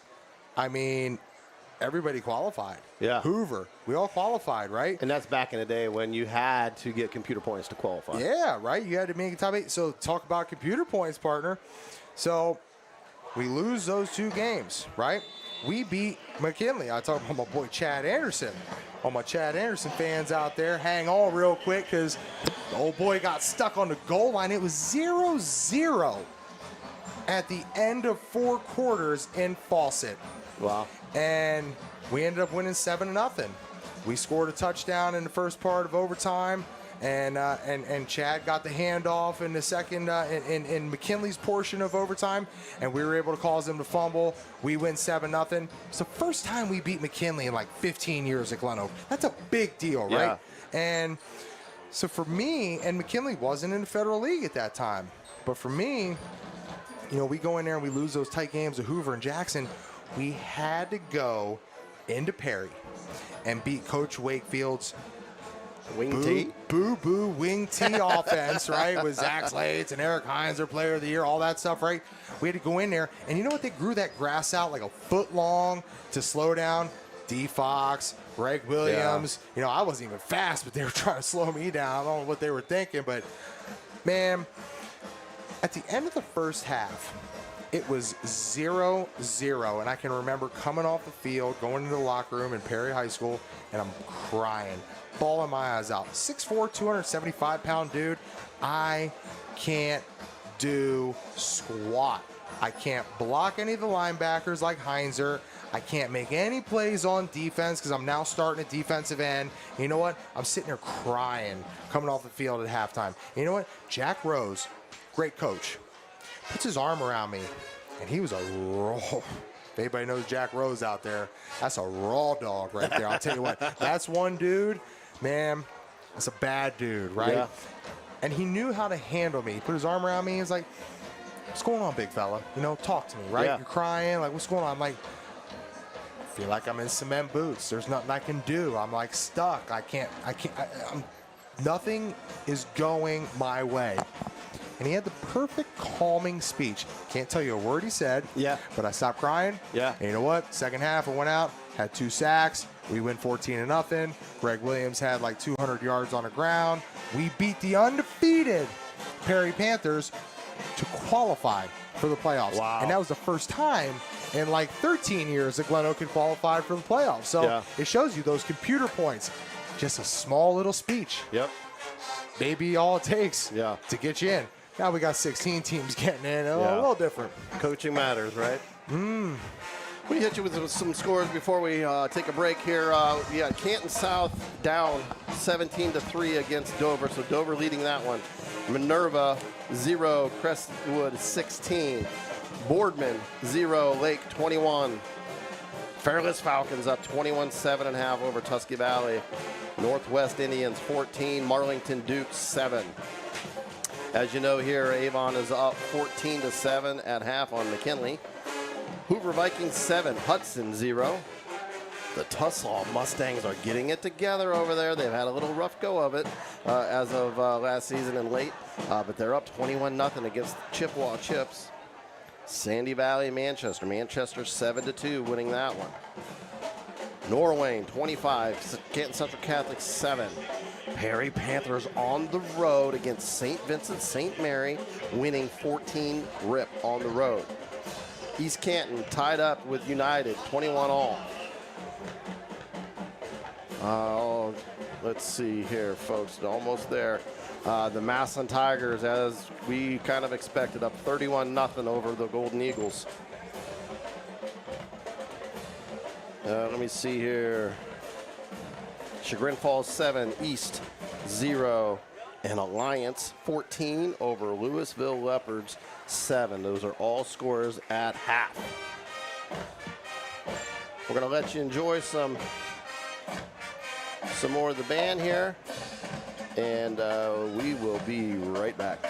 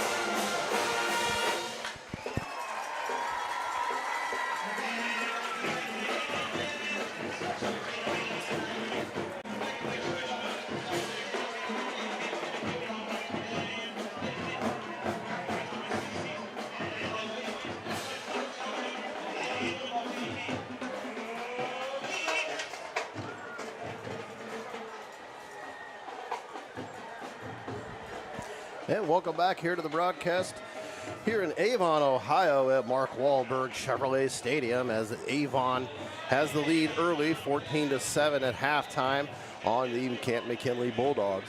We'll get that updated there on a graphic on the screen here in a moment. It does say 7-7, but it is 14-7. I'm TJ, he's TJ Downing. We'll be here the rest of the evening for you. This will be after today's live event. It will still be on YouTube, so you could always go back and do a rewind.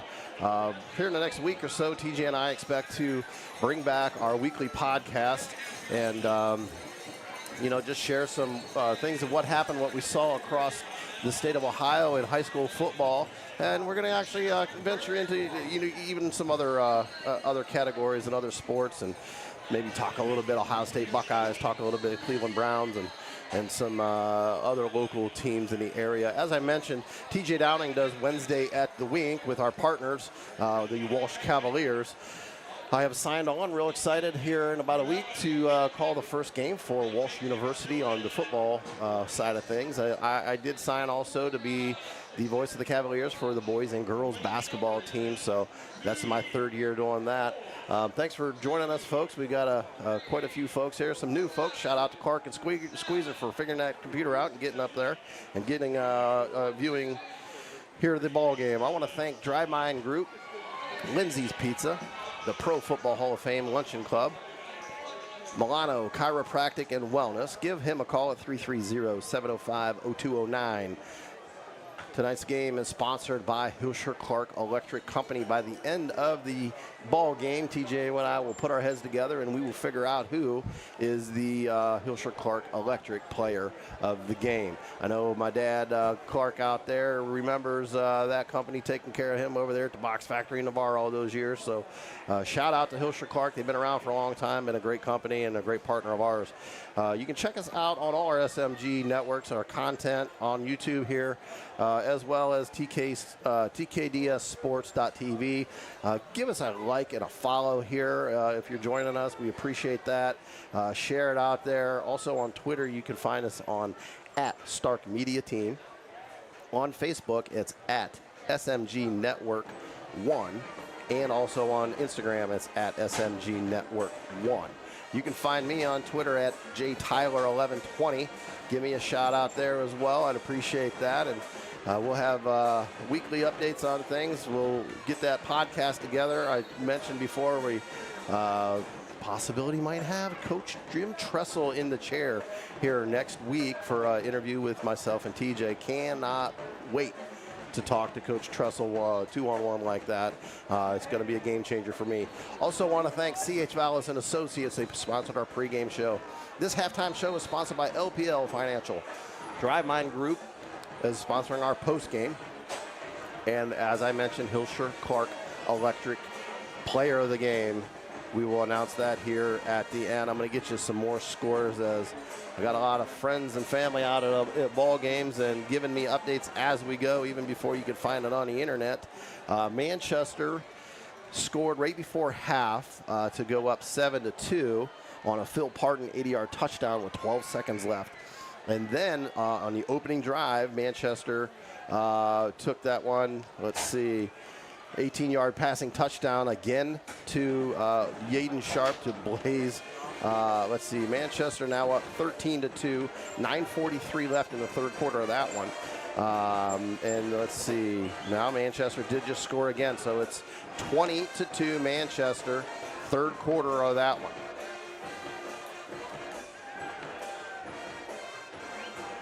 Let's see, I'll get you some other scores here. Dover up 24-3. Had a chance to see Dover in preseason scrimmage against the Glen Oak Eagles, and Dover looked real good there. So not surprised to see them leading that ball game against Canton South team that's coming off their best in their history with that Poochie Snyder kid over there. Heck of a quarterback heading out to play some D1 college football now. So also Crestwood over Minerva 16-0. Lake 27 over Boardman. 27 rip. That's I thought that one would be a little bit tighter at this point. Lake's kind of in a tweener year here. Manchester, as I mentioned, up 20-2 third quarter. My Fairless Falcons up 21-7 at half over Tusky Valley. Northwest Indians 14, Marlington Dukes 7. As you know, 14-7 here in this ball game. I'm getting that graphic updated right now for you. Norway Bobcats 25, Canton Central Catholic Crusaders 7. 25-7. Central's down in that 14 all between Louisville and Alliance. one. Wow. Start of the Tied third that quarter. one back up. United Golden Eagles. Where's United at, TJ? You're talking a little bit east of Minerva, going out there towards like the Randolph area. Okay. You know I know my back roads, man. I'm not from Navarre, but I'm not too far. Everybody's from Navarre. United 21 over East Canton 21. East Canton's had some struggles. Knotted up at halftime. Let's see if East Canton can get one on the board. We got 12s on the clock here. We're about to start second half here. Let's see, Tussle up 21 rip. They've been struggling, so to see them 21 rip at half against Chippewa, see if they can get back in the driver's seat there.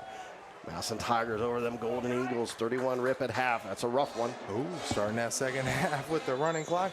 Listen, man, you can tell I'm a little bit out of breath. You know what I had to do.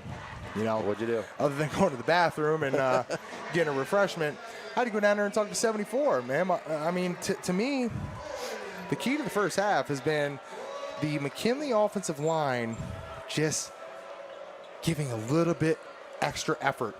Just got to give a little bit more. You got to dig down deep inside.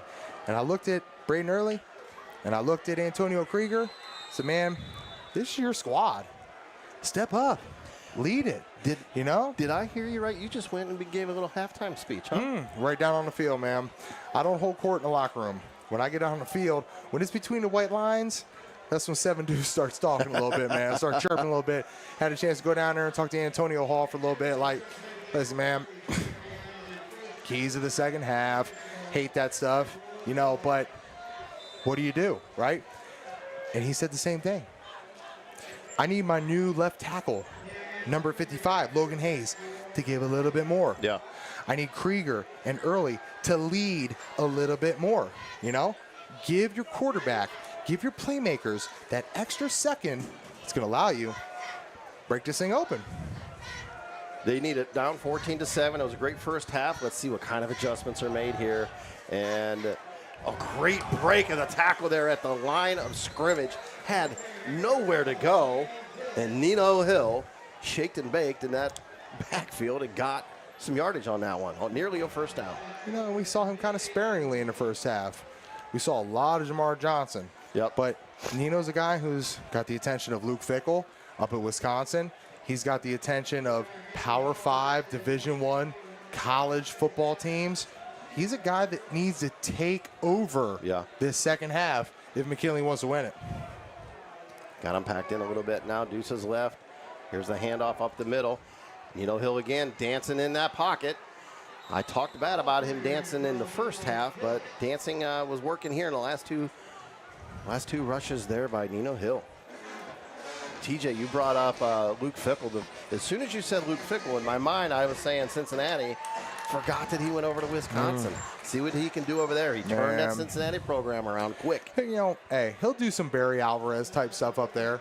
He'll get the homegrown boys from Madison, from Manawoc, from Oshkosh. He'll get those homegrown boys. But it's going to take that difference maker, a Ron Dane, this guy, or that guy, maybe a Nino Hill. Nino Hill got a face mask, and they saw it. That's going to be 15. Had him wrapped up. No need to go up high like that. Big mistake there for the Avon defender. 10:44 here, third quarter. Thanks for joining us, Jeff Tyler, TJ Downing on the Stark Media team YouTube stream. Hey, man, we having some fun tonight, aren't we? Whew. We are, like you said, losing some LBs I don't even in care. the booth. I'll tell you what, by about 4:30 a.m., set your clock to it. I'm going to be cramping up, laying in bed, trying to get out and just maybe go get a snack in the kitchen. And I'm going to start cramping. I'm going to be hollering. But you know what? I'll tell you what, man. This is going to be a fun second half, last 2 quarters of football here. And I really, not to be a homer, I want to see this offensive line from McKinley take this thing over. I've talked about it in the first half, talked about what I just mentioned to Brayton Early and Krieger and even my guy at 55, Logan Hayes. I said, come on, man, first year left tackle. Get it done. Earn your stripes. And McKinley is really, Jamar Johnson that. fighting for yardage. And they move the pile. Look at that. No regard for the guys on the bottom of that pile. TJ, that looked like when I used to go sled riding with my older brother. I'll tell you what, I apologize. I missed that on the camera because I got so wrapped up, so caught up in the man, the big boy, 77, Andrew Hanna, the left guard, pulling around, opening up a hole. And you know what I liked? Nino showed patience. You know what? That was Jamar. That was Jamar that time. Okay. Yeah. And you know what? I mean, just show some patience. Let things open up. Sometimes it takes an extra second or two for that offensive line to pick things up. A lot of movement over there on the defense side of the ball. Let these guys unfold. Let their scheme play out. Let the guys up front get their blocks. And then, boom, make your cut. Do your thing.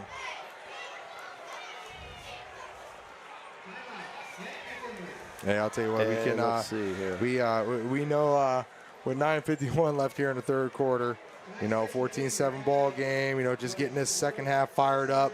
We couldn't do it without a lot of our great partners, man. I mean, Hilscher Clark Electric Company always gets it done for us. Shout out to our guy, Mr. Floyd, Mr. Feather. Our guy Tim Arnold, 2-time Purple Heart recipient. Served our country. One of the baddest of the bad, man. And I'll tell you what. The Leathernecks Nation MC, Save 22.vet, 2nd Brigade out of Canton. All these guys, they give back. Yeah. They gave and paid and laid the ultimate sacrifice for our country. And now they give back and do great things like that. And Hilscher Clark is right in line with that, with the Habitat for Humanity stuff they do. You're looking for a Generac generator for your home. Get the extra warranty on it, holler at them, residential, commercial, whatever it is, man. Call Hilscher Clark Electric Company because they get it done. They keep the lights on, and it's faith, family, core values, all that. They do it, man. We love those guys, and we appreciate their support. Great play call there. Got one-on-one coverage on the outside and a tremendous tackle by the DB there. Stepped up. Whew. That was explosive. That was... I think that was Aiden Adkins there on that stop. 9:31 to go, 14-7. McKinley trying to figure this out, moving it a little bit slow here. TJ, while we got a moment, I want to do a big shout out to the legend, Jim Donovan. Going through some struggles. Unfortunately, what he had already battled and beat is back. And hopefully, I don't know if you folks saw that letter he put out, but unfortunately, one of my heroes on the mic is arguably one of the best ever. Has called his last game. He's going to take time to try to get healthy with his family and really fight this thing head on. So a big shout out to Jim Donovan, voice of the Cleveland Browns. Very sad there. What a tremendous man. And he is into retirement now, and he's gonna fight. You man, spot on, dude. I'll tell you what, Jim Donovan, when you think about things that we do, play-by-play, color, the commentary, trying to give everybody, the 200-plus people that are watching us on our live stream on a YouTube channel, just a little bit of insight to the game, a little bit of a flair, a little bit of drama, a little bit of theatrics, and we have a hell of a game. 8:56 left in the third quarter. It's 14-7. Avon, they're up. Home team's leading, but tell you what, the Road Dogs, they're driving, but now they're going to face a 3rd and 18. Interested to see what they call here. You know what? People like Jim Donovan, he'd be excited about a play like this. You know why? Because he saw a lot of Browns teams that were faced with 3rd and 18s throughout the year, man. Right. I'm optimistic about the Browns this year. I think TJ, I think Deshaun Watson is gonna get it done. It's our year. He's gonna get it done this year. I hope so too, partner. I do, man. He's got no choice. This is a get it done or get out year. Well, he did just redo his contract to free up $62 million in salary cap. Oh, thank you. So appreciate that. So that means you're only taking home like ching, ching, ching, ching, ching, like $171. No, I don't know, 171. It's the same money. They just converted the guarantee to a signing bonus.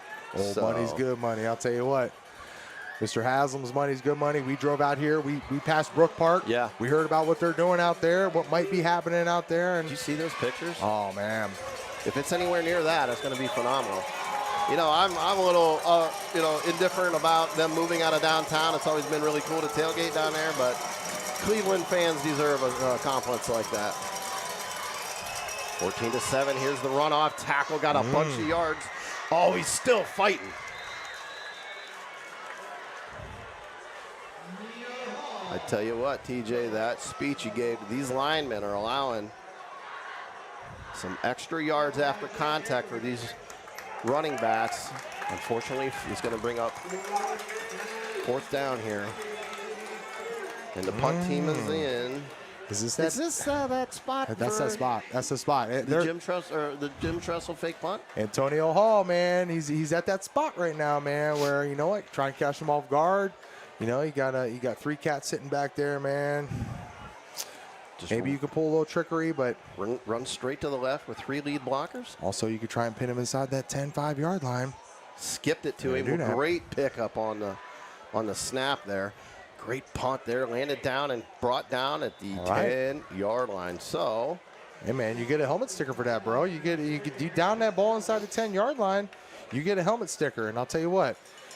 Now, this is where guys like Dior Garner. This is where I need to see a Dante McClellan making that. I haven't really called his name. Hey, DC, Chad Anderson. Yeah. Dial up that blitz. Create something right here. Right. Let me see number 18. Let me see what Rob Brown is bringing off the edge. Let me see what Dior Garner, alongside guys like Kayvon McNeil, create pressure. You have to do this. This is your opportunity, man.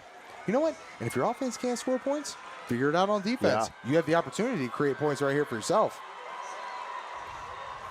Fake handoff, roll out to the right. Good. Throw nearly picked off.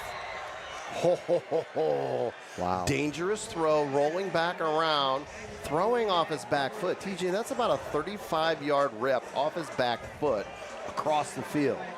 Dangerous play. Nearly cost him a pick 6. Yeah, Shad Davis had it right in his hands, the sophomore. You know, those are gimmies sometimes, right? Those are gifts from the the football gods. You know, they drop in your hands and got to take advantage of them. What's the old saying there, TJ? That's why he's on defense. Because he didn't spend enough time on the jugs machine. Like Sweet Feet Pete. Sweet Feet Pete. Shout out to your boy, man. You know, TJ, the one thing being in the booth has done for me is allowed me to be a fan of more than the Fairless Falcons and seeing these other kids have success at other schools. And one super cool thing is I started taking Pete over to Kale over there at Massillon to teach him how to run some good routes, you know. And he's done that. And the super cool thing was he came to the game last night to watch Pete against his Massillon Tigers. Deep ball thrown. Oh, my goodness. That is an incredible catch. He was running up the seam, looking over his left shoulder, couldn't find the ball, turned around over his right shoulder, somehow picked that ball up and brought it in for a huge strike for Avon. Great ball, better catch. Matt Maxey, he's my early nominee, TJ, for the Hillshire Clark Electric Player of the Game. Max Electric Power right there. That was huge. Trips left now. It's one of those backbreaker type things for defense. Like, it just hurts, man. It's going to stick with you a little bit if you can't make a big play right here. I like these stacked trips look like that. Great run off tackle. Got 5. But, yeah, it was pretty cool. Like I was saying, Kale coming over there and seeing Pete. And he hung around in the end just to congratulate him on a great catch there. And they played him a little bit on defense, TJ. He doesn't look quite as afraid as before. Good off tackle run there again. Got about 2 yards. Chipping away. Tell you what, man, we Plugging our Mount Union boys, man, for Coach Mike Elder as he's got his Avon Eagles driving right here. How about end of third quarter? Louisville 21, Alliance 14. Wow. That looks like a good one. It's a good starter right there for Coach Kappas, Yeah. man. I mean, the last year was tough. Now you're in your second year. Get that signature win. Alliance may not be the same Alliance without Yeah. Brendan Zerbrug, but I'll tell you what, be a big win for Coach Cap. They lost some studs. And a quick throw over the middle. Looks like a first down, and it is. When in doubt, throw the ball to Matt Maxey. You like him, Matt Maxey, man. I'll tell you what. I'm fanboying over here. Yeah, man. Hey, when you're a quarterback and you find that dude that just, you know he's not going to drop it. Yep. You know it's not going to be anything sexy. It's not going to be anything big. It's just going to be, get me the first. Sure hands. Great You catch. go to him. Wow. And Another Matt Maxey. TJ, there's no doubt in my mind these two work out together in the offseason. And when you get linked up like that with a receiver and you get in rhythm, we saw it in the Fairless game.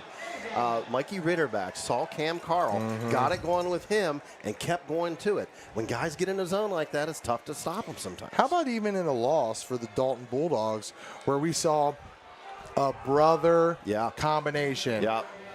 Brady Hignite, and his brother, chucking it, and then we had the Coy Wanger, and you just find a dude that you feel comfortable with, man. Dropping back, got pressure from the outside, deep ball over the top, and just throwing a little bit wide right on that one. Looked like some miscommunication on that one. He was looking for the post route as a receiver, and Nolan Good just threw it wide right on that one. That was intended for. He's looking for Gabe Miller. I think Cole Kepner. Yeah. Number 9. I'll tell you what, man. With under 5 minutes to go here in the third quarter, 4:37 as it sits, Avon leading 14-7. Tell you what, man, if they could plug one right here, it's going to be really, really tough for McKinley to get back in this ball game. And that's kind of where we saw that threshold. Yeah. We kind of pegged this, say maybe Avon's a 2-score better team. Yep. Oh, great time to call a screenplay. Got a lot of room to run. Nearly a first down. Got it down to the 21-yard line. 4:24 to go here in the third. Jeff, I'm really liking the creativity by Coach Mike Elder. I could sit here all day long and say, this guy is an offensive lineman at heart, but you know what? He's over here calling plays. Yeah. Like he's a skill guy. Like he knows what he's talking about, man. He's over here mixing things in. That was a great timely screenplay. Yeah. You're sitting here third and short. This is an easy one for the Avon Eagles. They're going to pick it up right here. And go right back to that handoff to possibly secure the first down. No signal yet. Might have been a little short. About a yard short, maybe? And that's going to bring up 4th and short. You got to go for it right here, right? Yeah. I mean, we're not bringing out the field goal kicker. They got right a stud field goal kicker, though. Hey, shout out to our boy Josh Grimsley checking us out on the YouTube channel live stream, man. I know he's a dog at heart. One of the baddest McKinley Bulldog players I ever had a chance to line up against, man. And tell you what, right now, we need a linebacker to make a play if you're a McKinley Bulldog. And they made the first initial contact, and now the crowd is fighting. Surge. We got a rugby scrum in the middle, and he's short. Where are we pointing at? You just called it, TJ. Tremendous, maybe game-saving stop by McKinley. And are they gonna measure this? The outside ref is signaled he was short, but they're in a conference here. Let's see what happens. I think they're going to measure this one with 3:07 to go. This would be huge for McKinley. And they did stop him. Wow. Unbelievable. Yeah, I don't know, TJ. You got a field goal kicker over there that's got legs from 45. I don't know. In a game like this, you're only up 7. Take the points where you can get them. I think you take the 3. I go Jim Tressel. I would have taken the 3 there. I mean, forget about Jim Tressel, man. We're too far away from Berea right now. If you think about Coach Mike Elder's thoughts, he's been watching this offensive line for McKinley too. Yeah. He feels like his defense can stop him, right? So he's going to try and line them up and see what happens here. And he's not worried about giving up that 3 points. And a big play there right out of the gate at 8 yard after a poor snap. Montgomery, with his 6'4" height, was able to jump up and bring that in and complete the pass. And our first cramp of the game, TJ, we said, I didn't say it out loud, but I thought in my head it's going to happen in the second half, and we got our first. And they'll probably come like crazy now. Maybe even you and I.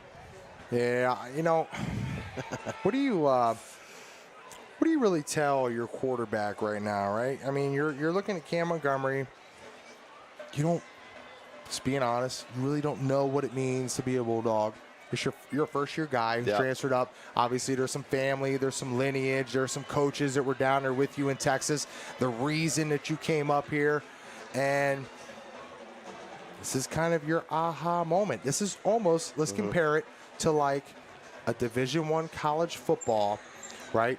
Where old boy last year for the Ohio State Buckeyes, right? Who unfortunately was pushed out and transferred to Syracuse.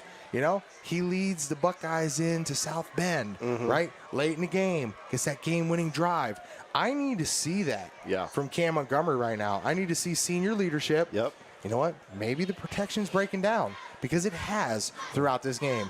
But you know what? Cam Montgomery, show me what you're all about. Make a play. Without knowing the kid, I would say you've got to know your player and what he'll respond to. I would assume, you know, he moved back up here because his father just retired from the military, very high up in military. I hear this Cam is a very good young man and a very disciplined young man, and I'm sure he can take a little bit of tough talk or look in the eye and say, hey, I need you right here. So I would assume that's what's happening. And a great run, and he jumped over, and that's going to be a penalty. Folks, you are not allowed to jump over a player as you run unless that player is laying on the carpet.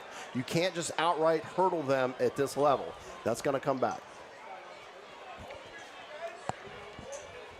I like the athleticism. I like, you know, that's probably was an instinct for him, but you got to know you can't do that. He took a good run, and it's going to come back now.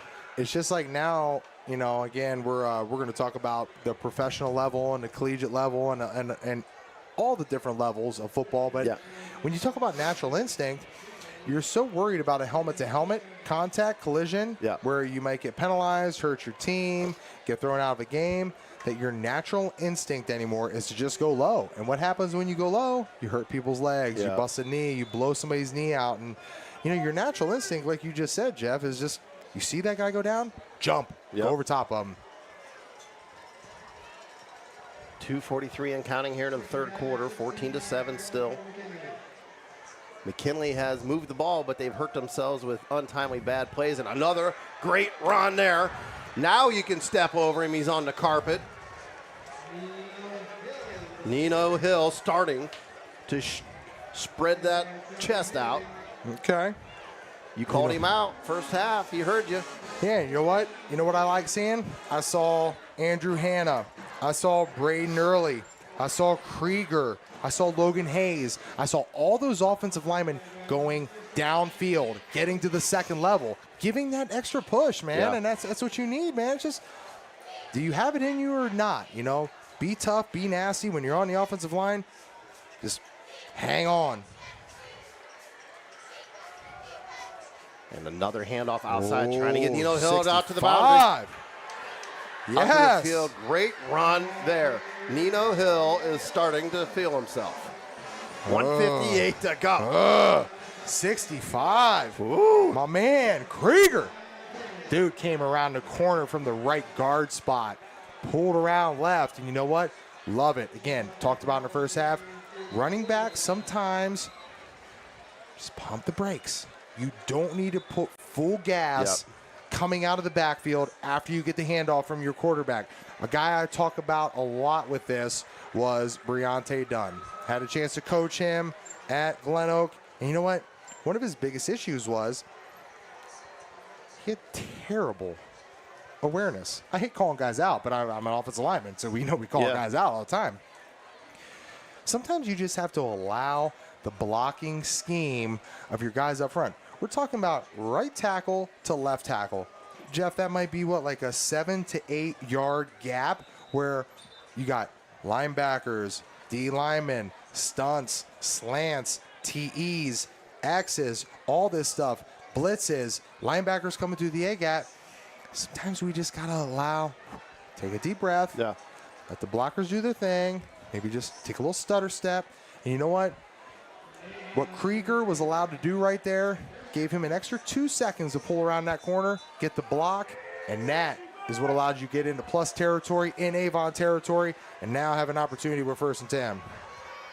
And all kinds of confusing on a poor snap there. Another high snap. Montgomery tried to bring it in. And they were lucky to hang on to that one, as that one was on the carpet. Montgomery had to go down and get it. Jamar Johnson tried to help as well. 132 and ticking. Well, I can tell you, partner, those are the things that are going to piss Antonio Hall off. Because after you just pick up a 1st down and get into the opposition's territory and you do some dumb stuff like that, it's mistake stuff, you know?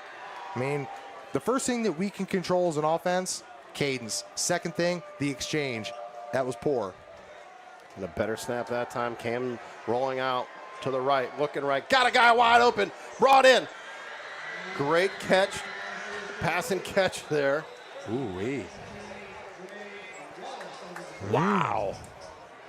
Trey Wallace getting his first look, getting his first target of the game. Deep in the 3rd quarter. TJ. Yeah. You just talked about Antonio being upset last play. Holding on the offense. Holding again. Another great play negated. And at some point, at what point does this just get, not, I don't want to say demoralizing, but lack of belief maybe? It's not, I don't even want to say that. It's not demoralizing. It's not a lack of belief, but it becomes second guessing yourself.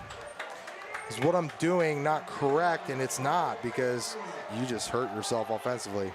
And all kinds of Eagles there on that.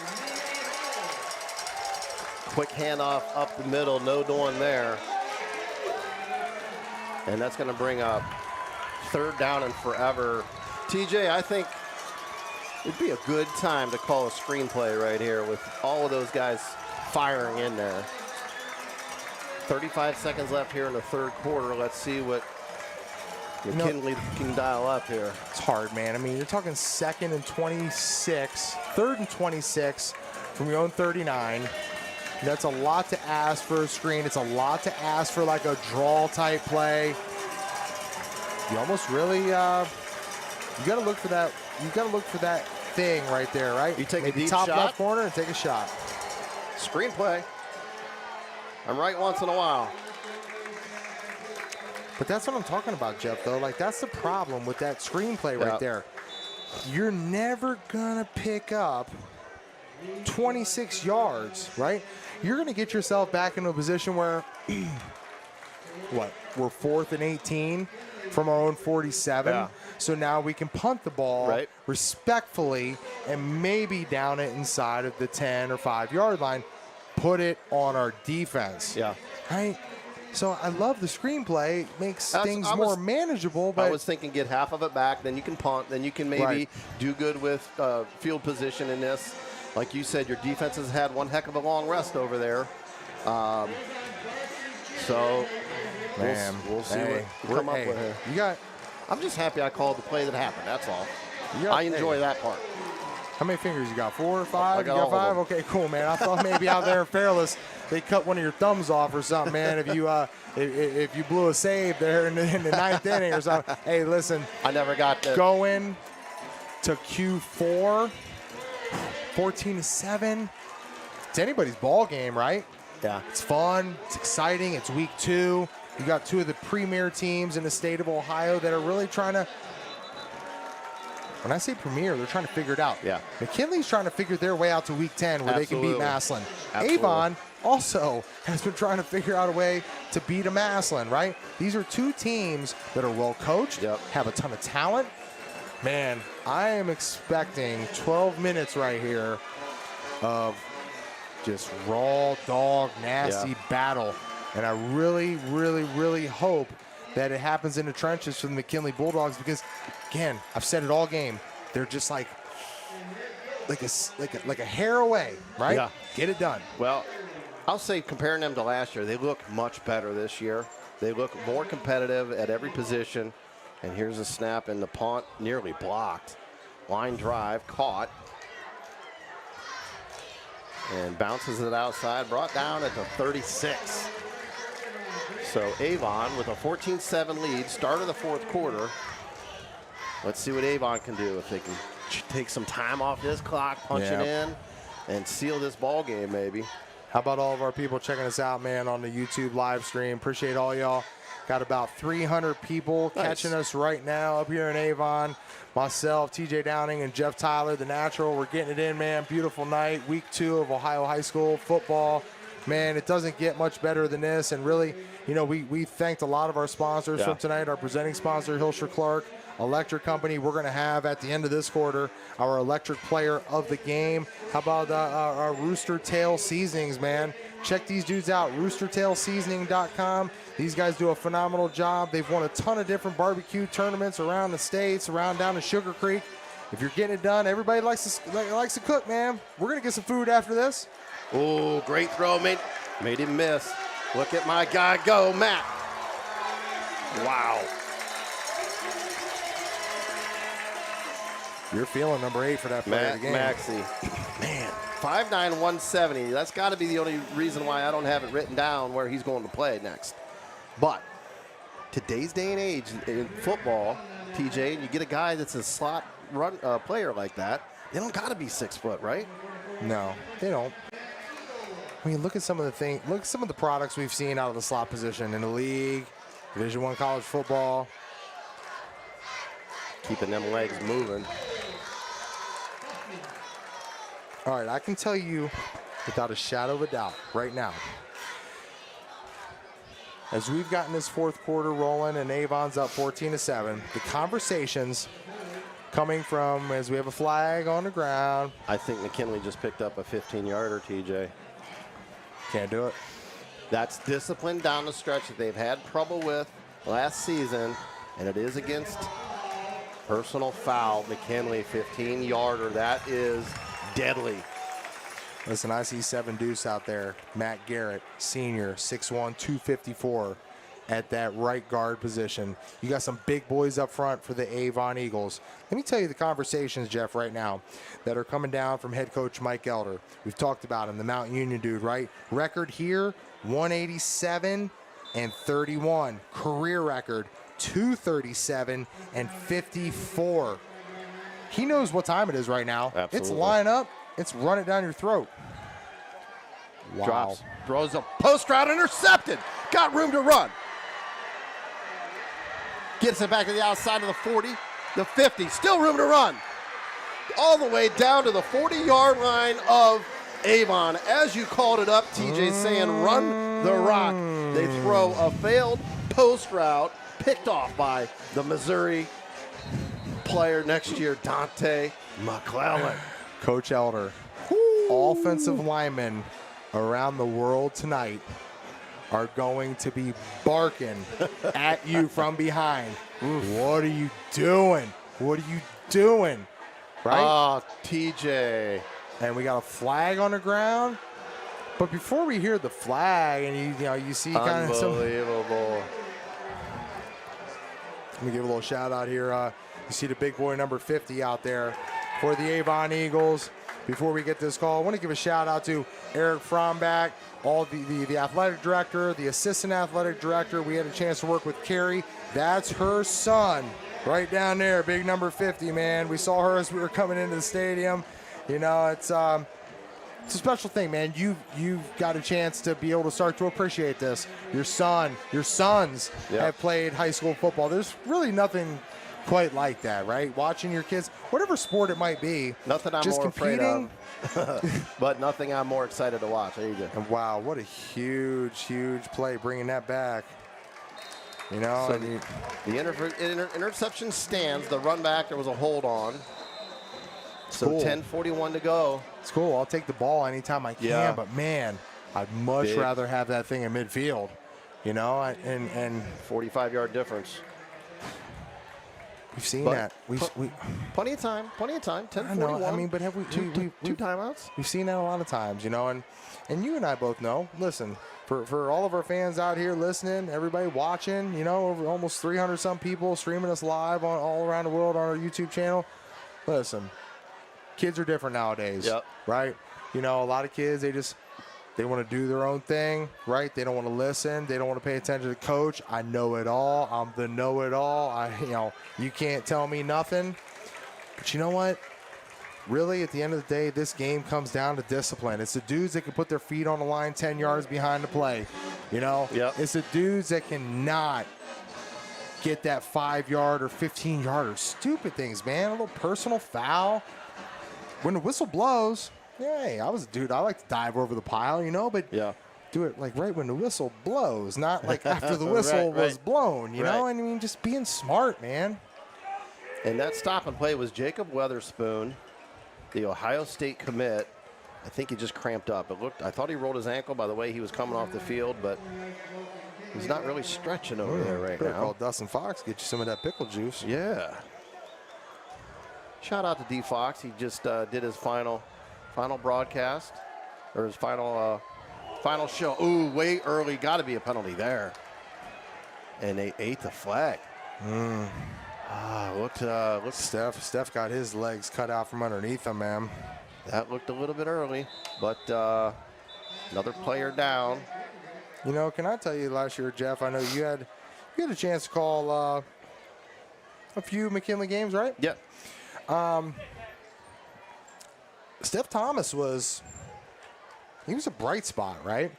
You know, there were some things going on with Nino. Yeah. There were some issues maybe in the locker room. Whatever, it is what it is. I mean, we've been in enough locker rooms to know that, you know, sometimes we just don't get along. You know, sometimes it doesn't mean I don't love you. Right. Just because I don't agree with you, maybe we argue or something. Right. But you know, Steph was a guy that was kind of an afterthought coming into last football season. And when Nino was not coming out of the backfield for whatever reason, old boy number 23 stepped up and got it done for the McKinley Bulldogs, man. And I got a lot of respect for that guy. And, you know, I want to see Nino shine. I want to see everybody shine. I always want to see the underdog. I want to see people compete, have a great game, stay healthy. But you know what? I love seeing guys like Steph Thomas get in there, get your number called, and you're prepared and you're ready, and you get it done. And Cam on the run, rolling left, throwing over top. Oh, what a great catch. Brought that one in on the run. I think the Avon defender actually tipped that ball, and it was still caught. I think it's E.J. Finn brought that one in. That was a great throw, T.J. Cam Montgomery was rolling out to his left. He had 3 guys in pursuit, threw it, perfect ball. And even though it got tipped, receiver was able to bring it in. So I mean, we've already talked about it, you know, earlier in the start of this second half. You know, I want to see that signature drive from Cam. Yep. Right. We saw that for years back from Robinson. You know, Yep. DeMarcus Robinson. And there's an early flag down, and he slides. Gets hit as he goes down, but I believe it's going to be on McKinley again. Man, McKinley. Shout out to them for hanging in there despite all these mistakes. They've had about 8 or 9 really good plays get called back. False start. At this point, TJ, it's 90 degrees out here. Yeah. It's humid. I mean, you could speak to how hard it is down the stretch to hold your water in these type of ball games. But My God, there's so many things going through your head right now, you know. And again, I apologize. I got to recorrect the name, man. I got a little caught up on my amazing blue there talking about Denard Robinson, man. Yeah. Dominique Robinson. How about that dude? Quarterback a la defensive end now for the Chicago Bears. But remember what his signature moment was? Going helicopter style Oh, yeah. in the old faucet Yep. against Massillon. Last time the Dogs won Yeah. against the Tigers. This is Cam's moment right here. Yeah, absolutely. Make that signature drive. And if you do something like this, man, does that bring a locker room together? Dropping back, looking, all kinds of pressure. Nearly brought down, put his foot in the ground, or his hand in the ground, stayed up, but still took the sack. Another breakdown here with the offensive line for McKinley. Way too much pressure. You know, and I can tell you that it came right over top of Jamaris Owens. Not sure if he has any relation to DJ Owens, who DJ Owens was one of the great offensive linemen over the last couple years for the McKinley Bulldogs. You know, unfortunately, he's going to be rocking the center spot right now, the most undersized guy on this offensive line for McKinley. Yep. And you and I both know, if you're a defensive coordinator, you're going to look for the weakest link and maybe try and bring it right there. And RPO does hand it off. I think Cam should have hung on to that one. Made a rough read there, ran him right into too much traffic. 8:37 to go, still 14-7 Avon.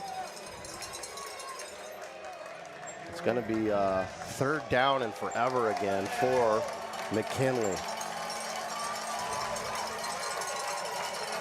You know, and here's another situation, man, where it's like, play call. What do? You don't want to do anything so risky, so calculated, so predictable that you turn the ball over. Because if you give Avon this ball back right now inside of your own territory, it's game over, right? But how heavy do you go here? How much of a chance do you take? Step up. Oh, nearly a one-handed catch on a high pass. Would have probably been picked off had E.J. Finn not stuck his hand up there and nearly brought that in one-handed. It's going to be fourth down and 29 now on their own 28. Jeff, hey, while we have a chance, man, a little foreshadowing towards week 3 coming up next week. Anything that stuck out to you? I know we really don't get into league play until like week 4, but you know, there's always going to be that marquee matchup. Yep. Tell you what, to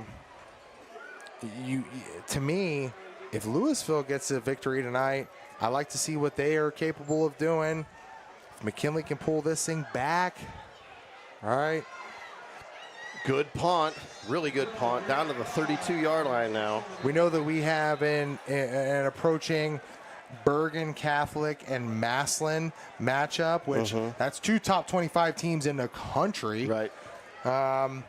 Week 3 is kind of that last one, right? That last non-conference, right? And then we start to get into Federal League battles. Who's going to win the Pac-7? Who's going to win the IVC? Who's going to win the EBC? Who's going to win the Federal League this year? You know, North Canton took one on the chin last week against Buchtel. The Golden Eagles look like they're struggling. How about the comeback? Double OT for Lake Blue Streaks over McKeesport? It went for 2 and got it. Incredible. Come on, Coach DeGeorge. Coach DeGeorge is not afraid to put it all on the line. I see you grabbing him, man. Let's go. 8:23 here to reset, fourth quarter. Avon ball, up 14-7. Made a big mistake last drive, throwing an interception in the red zone. Can I tell you, I do not think Coach Mike Elder is going to do that again. Oh, my God, he does. And a big sack. Oh, he dropped the ball, picked up, touchdown, McKinley. Wow. Dante McClellan, quarterback, got hit, tried to spin move out of it, dropped the rock. Officials are talking right now. Ball was on the carpet, and it's got, unless there's some type of a holding or something, or some type of a defensive penalty, I think this is going to stand, TJ. I saw the quarterback still up being tackled as Dante McClellan picked that ball up at about the 6-yard line and marched it into the end zone. Every time you say something, TJ, it happens. Yeah, man, I kind of mentioned, man, just a few minutes ago. Run the rock. Listen, if your offense isn't getting it done for you, Defense got to create. Are they going to call this roughing the passer Oh. on Dior Garner? My gosh. Oh, man. Tell me you got Come that. on. Tell me you got that on camera. Of course I did, man. Unbelievable. We got Martin Scorsese over here, bro. How is that roughing the passer when the player didn't know he didn't have the ball anymore? He was tackling him. Yeah, Dior's talking to the official, and you just think, like, if your offense can't score points, defense has got to create. Perfect opportunity. Coach Mike Elder, what are you doing, bro? I can't wait to see that replay. Throwing the ball, and you're an O lineman at heart. Line that thing up and run it, right? Kill clock. You're up 14-7. Folks, if you're in the comments, oh man, tell us what you saw there. If you thought that was, I just didn't see it. Third life now for Avon. And they're going to throw the rock again. Throwing deep, TJ. Over the top, wide open. Overthrew his receiver. That would have locked up Hilsher Clark, electric player of the game. No, I think I already did. For me. Just barely overthrew. Man. And you know what? Well, third and 10 coming up. I mean, 3rd and 10. I'm going back to Matt Maxey. I mean, he's been your brightest spot. Yeah.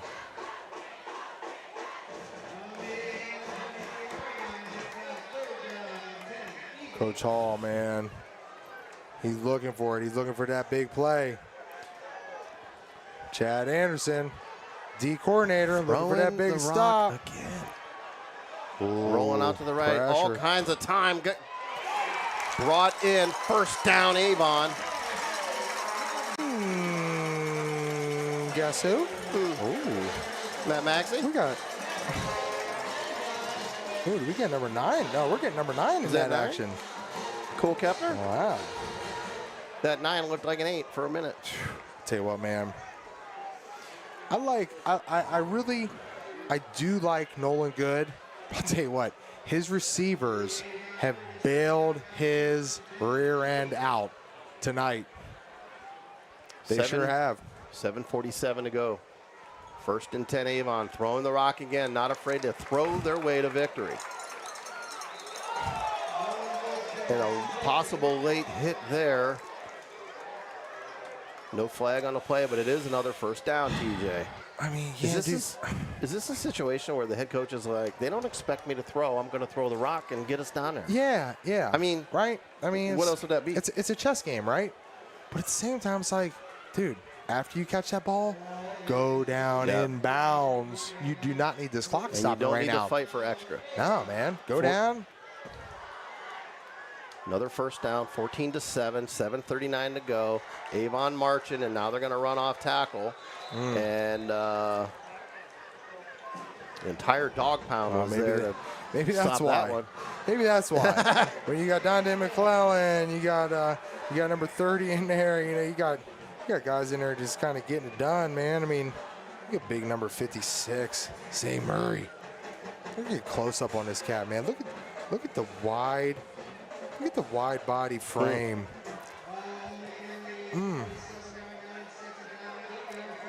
It's also a big moment here for Colin Hinkle, number 44, defensive end. Get some pressure, find a way to get it done. A little shimmy shake. Little stiff arm.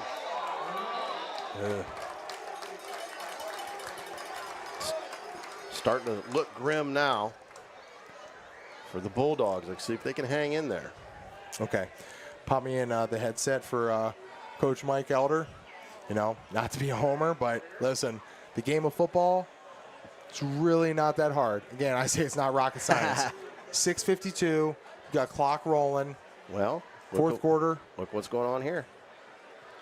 Walking Another him back. flag. Must have been a holding. Man, tell you what, there's been some Lots some weird flags in this thing. Like nothing like really stood out that like we felt like, oh man, you know, he grabbed the dude by jersey. We saw cloth. Yeah. Or we saw you know, a blatant face mask, or just seems to be like late flags. Yeah, I'd rather let him play. Inside 7 minutes here, drops back, throw wide open. Matt Maxey Brought it in and got back past the original line of scrimmage. Going to be third down and long here. Injury on the Bulldogs. Out. That's not a cramp. That's like a left arm injury for number 30, I believe. It is 30. I believe that is Braylon Robinson.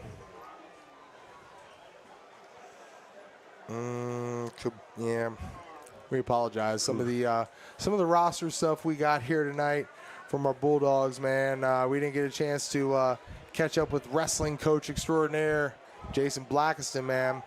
Tell you what, his son, what a great career he had. A 4-time state qualifier for the Perry Panthers in the state wrestling tournament. You know, he was able to go to back-to-back state runner-up finishes for Coach Keith Wakefield and alongside Matt Carrick and those guys, Tavion Cleveland, and you know, one of the great running backs, Keyshawn Sims. I mean, a lot of people can talk about some of the best that have ever come out of the Stark County area, right? A lot of people are going to say Eric Howard, 2-time Mr. Football winner. Only other person to ever do that was Robert Smith. You know, great running backs like Mr. Laps, you know, but Keyshawn Sims and those guys. Mr. Blackston does a great job, man. And I'll tell you what, it's been tough looking at this roster, but there's some names that stick out, man. And some of the big names need to come up right now, Jeff. Absolutely. This is what it's third and long, going deep, over the top, into double coverage, brought in and caught. Oh, and he's going to stare him down. Wrap it up. Threw it up. Let his guy make a play in a double coverage, Matt Maxey. Man, look at him, Swaggy P, get it done. Ugh. I'll tell you what, I mean, he's been the safety valve for good all night. I mean, I'm with you, partner. I mean, they wrap this thing up here and they punch this thing in. They're inside of the red zone now. And number 8, he's got it. And the first real hard count gets the entire defensive line to go off sides. Man, we see that so much, TJ, after a big play and then a hard count. That works so much. Smart. A la Aaron Rodgers, Brett Favre, all those guys, they did that, man. John Elway, get up there like, right? Get him to jump off. And, you know, and you talked about it. Hot night, a lot of reps.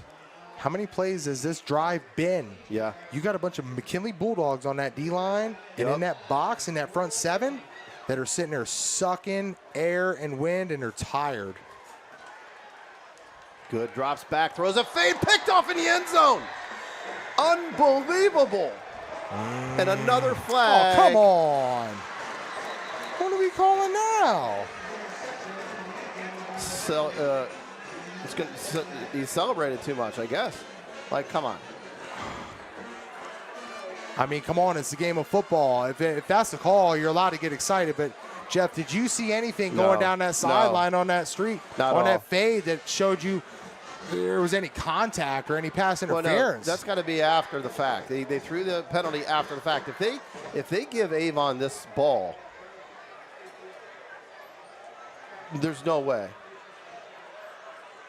What is the call? They just pointed to him. There you go, unsportsmanlike conduct. I mean, okay, so what? Are they going to have the ball on the 7.5-yard line? Come on, guys. You're supposed to get excited when you play the game of football. Or the 10-yard line. Make a big play. Get excited. So it was a touchback to the 20, half the distance, so it's a 10-yard penalty. But ridiculous. That's Bush League. You got to let these kids have fun. Sorry. They weren't in anybody's face. You know, TJ, you think back a play earlier. My guy Matt was over there, you know, pumping himself up in some faces. It's got to be called both ways if you're going to call it. 14-7.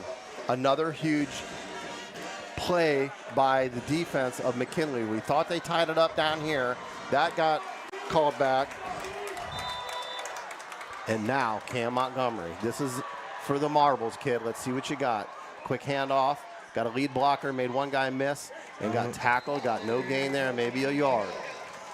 See, here's your problem right there, Jeff, because I'm going to talk my love language with your partner.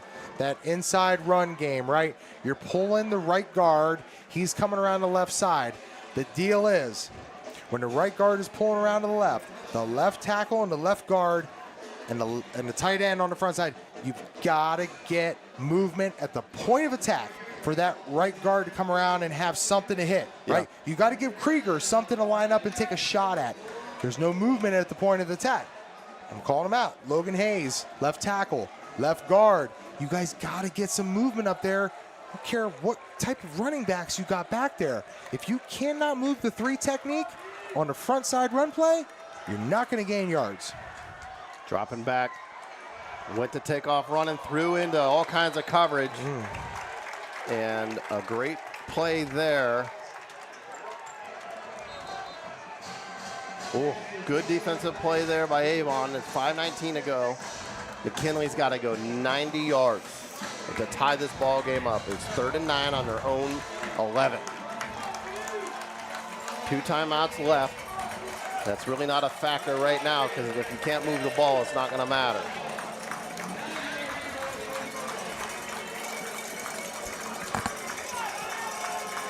Crowd getting into it now. Need a big play from the quarterback here. He's going trips right, single left. Here's a snap. Little bubble screen, got half of it back and got swarmed. So it's going to bring up 4th and 5. TJ, is this 4-down territory? Huh? Is that K-N-O-W or N-O? No, for sure it's not. But, oh, I hate bubble screens, man. Like, I know you got to keep it safe. You got it. You can't risk when your back is at the goal line. You're inside of your own 10 doing something stupid, but that could have been really bad right there. I mean, just a little gangster screen, little, 4:40 clock running. Creativity has got to rear its head right now, doesn't it? McKinley's taking an awful lot of time off this clock. Punt, line drive, low, bounce, hit it to 40. Picked up at the 48. Fighting for extra yards, that's dangerous. Still fighting for extra yards, and there is another flag on the field.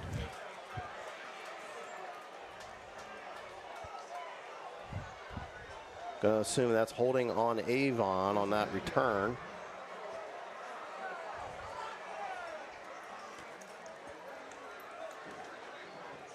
No signal yet. I think they're looking to coach to see what he wants to do. Of course, he's going to take the penalty. Holding on Avon. 4:13 left. Now McKinley has 2 timeouts. That comes into play at this point. They've got a first down. Pretty much seals it, TJ. Right? Like I told you, creativity has got to rear its ugly head right now. I mean, if you're the defensive coordinator, right? You've got to dial something up. Hope that you're going to catch one of these offensive linemen off guard for Avon. Hope that you can bring something off the edge on Jeremiah Kelly, who's a 6'3", 295-pound guy, and make him miss, right? Dior Garner, get him the matchup coming off the edge. Kayvon McNeil, somebody has to make a play, or else, as you mentioned, partner, this game's over. Yep. And they run the rock, and the biggest run of the night for Avon, bounces it outside, gets it clear down to the 32-yard line. Man, in a situation where they've been stopping the run all night, and, maybe it's not an obvious run situation with what we've been looking at here, but you got to be able to stop something within the tackles at this juncture. 4:04 as the clock stopped while they get the ball reset. 14-7, Avon holding on to the lead into Bulldog territory at the 35.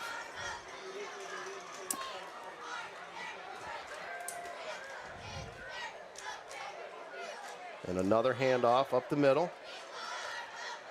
Fighting for extra yardage. And the Bulldogs are trying to rip that ball. No luck there, but it's going to bring up 2nd down and 9.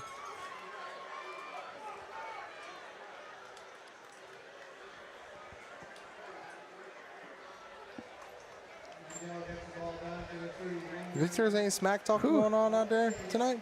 Yeah, I would think so. Tell you what, right now, if I'm that Avon offensive line, you're rolling downhill, getting ready to close this piece out, 3 minutes left to go. Ooh. Hard count. Worked again. Going to hand him another 5 yards. Going to be 2nd down and 1. Wow. Just a lot of, TJ, a lot of undisciplined stuff, a lot of penalties. I realize these officials are penalty happy, but a lot of untimely mistakes for McKinley. We've seen what you just mentioned at least a handful of times where it wasn't the official's fault. Yep. It was your undisciplined abilities, right? You can't make stupid mistakes. That's what loses football games. Another handoff to the right, bounce it outside, tons of room to run. All the way down to the 2-yard line. Tremendous run there by Tyler Kaufman. First time we've called his name all night, and it comes at the biggest time of the game. And there it goes, TJ. The discipline has left the building for McKinley. Looks like another 15-yarder about to, well, half the distance. I guess at that point, TJ, don't really hurt you. It's going to be a yard and a half penalty, but just undisciplined football that we saw last year. I was going to mention here last quarter that even though they've had their struggles, they've had some untimely penalties at the wrong times. They were still not doing dumb things like getting 15-yarders, and now that's going to show up. 3:11 left, 14-7 Avon. I'm guessing a 15, well, again, a personal foul here, or unsportsmanlike, rather. But I don't know. They're talking to the McKinley D. Is this possibly on Avon?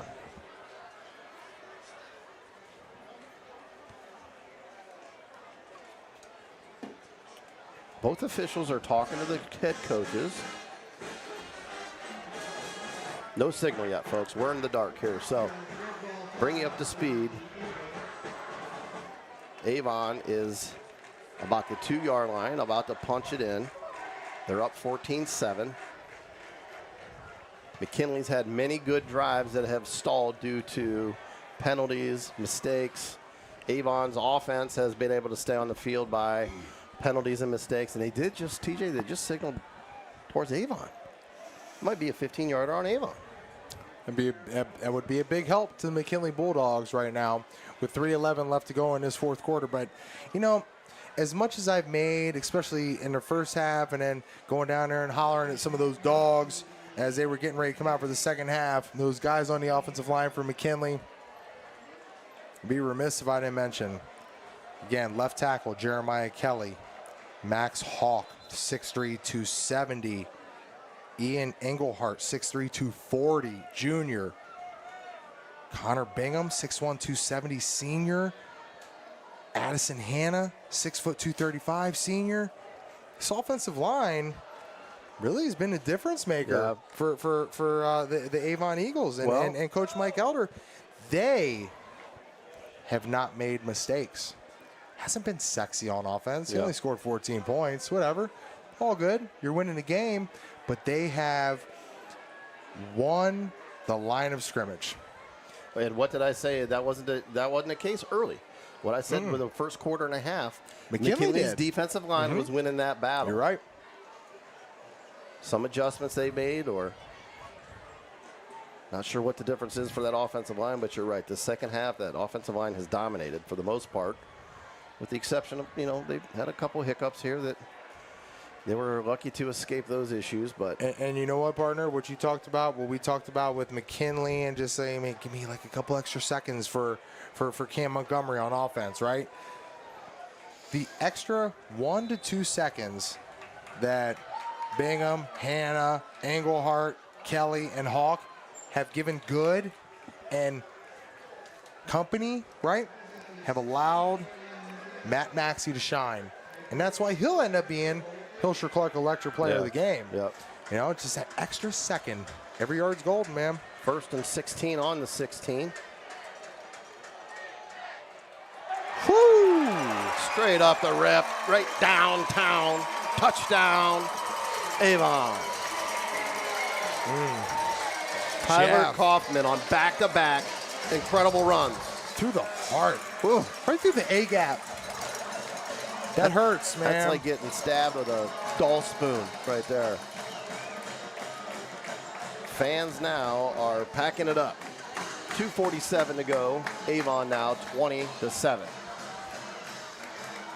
And I was just about to say at the beginning of this drive for Avon, they have been the bridesmaid many times in being in the Final Four and in the state finals and not getting that first title. They've always put a good product on the field.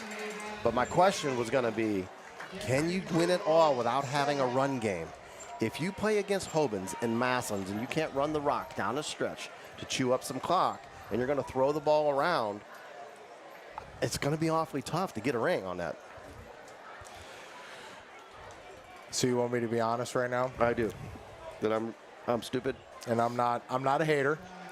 I'm just a I'm gonna brush my rock and roll hair right now, right? Like the car said, right? I'm gonna brush this thing back for you, Jeff, right? Yep. Do I think Avon is really that stellar of a football team that I've seen offensively tonight? I don't know. I mean, McKinley had their opportunities. Yep. And they pissed them away. Absolutely. Did Avon really do anything that great to show me that they've separated themselves from what they were the last 3-4 years? No. I mean, I don't. I agree. I thought you were going a different direction. But it's only week 2. Yeah, right. But I mean, I'm still not sitting here seeing a world. I'm not seeing a world beater. Yeah. They're not world beaters.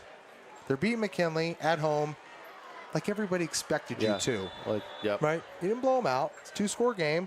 Who knows? Well, listen, I've seen a lot of crazier stuff happen. Right? 2:47 left in the fourth. You know, McKinley punches one in quick, still with 2 timeouts left. You never know. Never know. But are Avon world beaters? No. Well, you know what? But it's only week 2. It is only week 2, but and they can clean up a lot. But, you know, what I look at is look at all the mistakes that McKinley had. And they still had an opportunity to steal this one. Got a touchdown taken off the board. 2 of them, man. 2 taken off the board. It's a tie ball game right now. You know, is McKinley a better football team than we think right now, even though if they clean up those mistakes?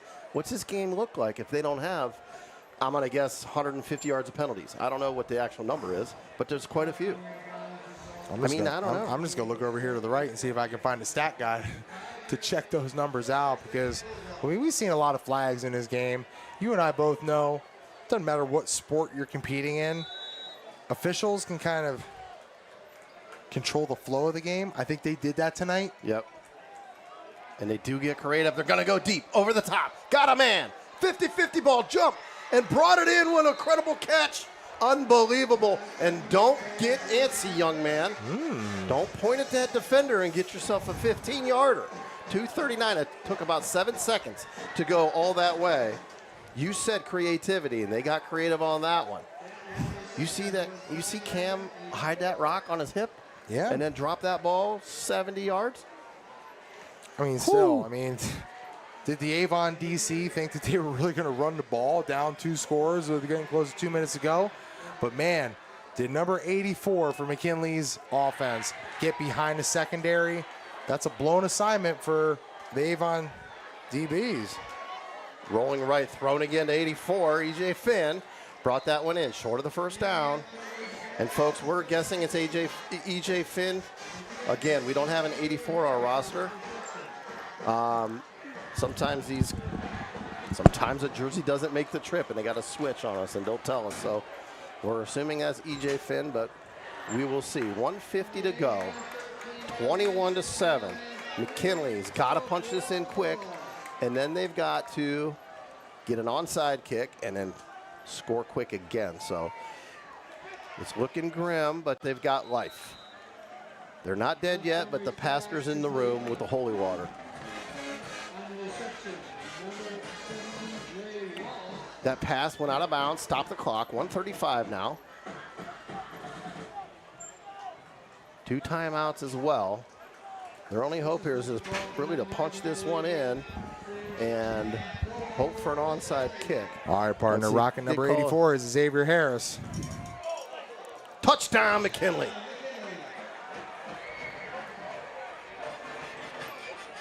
So they did their job on that possession.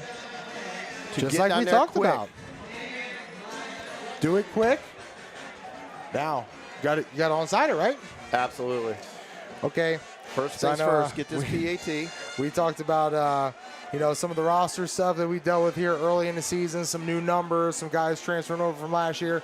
84 is Xavier Harris. Now, my man was a former Gleno Golden Eagle as well, right? I believe Xavier Harris was a transfer over from the Golden Eagles. Wouldn't surprise me. In this day and age of go where you want to go. 21-13 before the PAT here. Good snap, good hold, kick up, down the rim. Good. 21-14. 1:31 left. Get the hands team on there, Avon. Let's get it on. Get a little stick 'em. Hey, wasn't Fred Biletnikoff just in the locker room with the McKinley Bulldogs last week? Like, where's Lester Hayes at with a little stick 'em? Where's a little attitude at, man? Like, listen, we gotta go. You gotta go and get the ball. Go get the ball. Go make a play. Who's on your hands team? Where's Dante McClellan at right now? Right? Yep. You're a Power 5 Division I football recruit. Go make a play. Yeah, right? absolutely. Let me see it, right? Let me see that guy that maybe just be a sophomore, right? Go make a play. Pandemonium here, folks, if they can pull this one off. 1:31 to go, down 7. Onside kick about to come. This is where you would love to have a Pat McAfee on your team.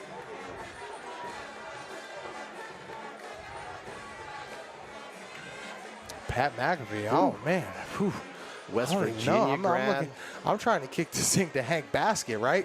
Coming out the second half to start the Super Bowl. TJ, are you seeing what I'm seeing right below us here? They're at the 50-yard line. Look at all that window to the left of the kicker right in front of us. There's a little too much beef. Let me zoom in on that beef. Is the beef with the hands team? What the heck? Oof. Okay. Coach for Avon's taking a timeout. He wanted to see what they were going to do there.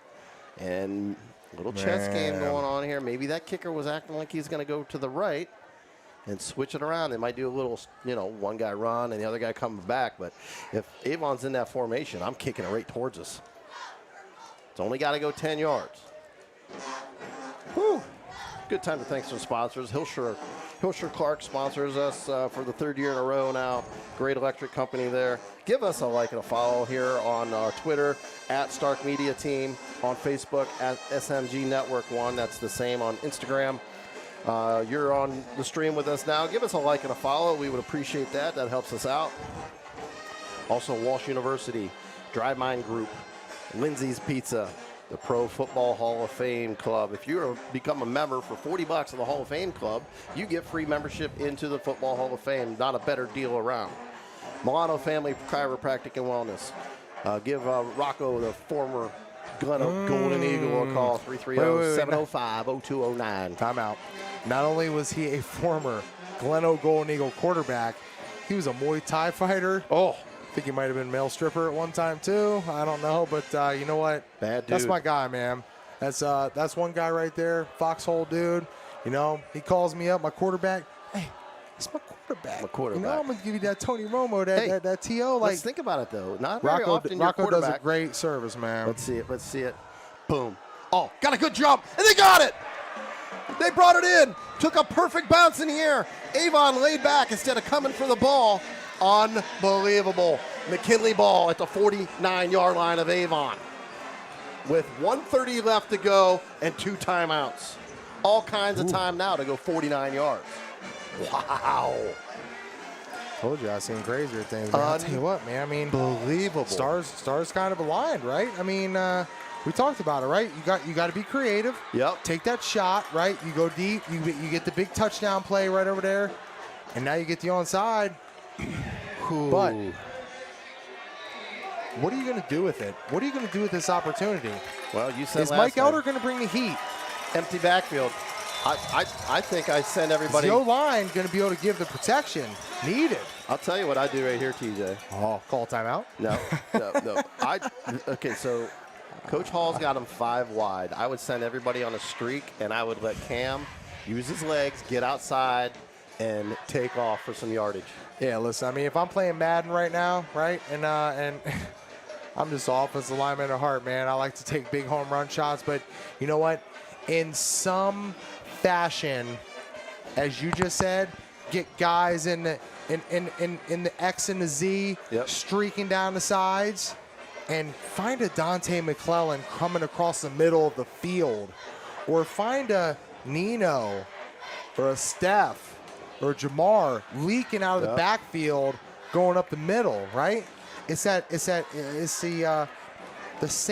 outlet. It's the safety valve, right? Because you know that Avon is going to make sure they have cover 4 over the top. Yep. Could do a Gruden here, a 28 wide banana. Yeah. McClellan drops back. Looked like he tried to take off, and he's going to take a sack. Boy, that was a mistake there. He stepped right into that pressure. No pocket whatsoever. I think it was a draw play, and he just didn't read it. He got to bounce it outside. I don't even think it was a draw play. I think just the O-line just got pushed backwards, and it's unfortunate. 5 wide again. Step up. Got to step up. Dropping back. Looking deep. Got hit as he threw. Still a deep ball. 50-50 ball. Caught it. I think he's out of bounds. He is. Might have got forced out. Wow. Good ball there. Getting hit. Took the contact as soon as he let go of it. Still dropped a 40-yarder on a dime. Just a little bit wide. I'm looking for that. I'm looking, even though it's just to tie it up, I'm looking for that Cam Montgomery moment. I'm looking for that Cordell Stewart to Mike Westbrook, right? I'm looking for that on the road, 50-yard bomb, tie this thing up. It's a big moment for these young guys' lives. And a pre-snap penalty on McKinley. Oh, is it on our sideline? What is this?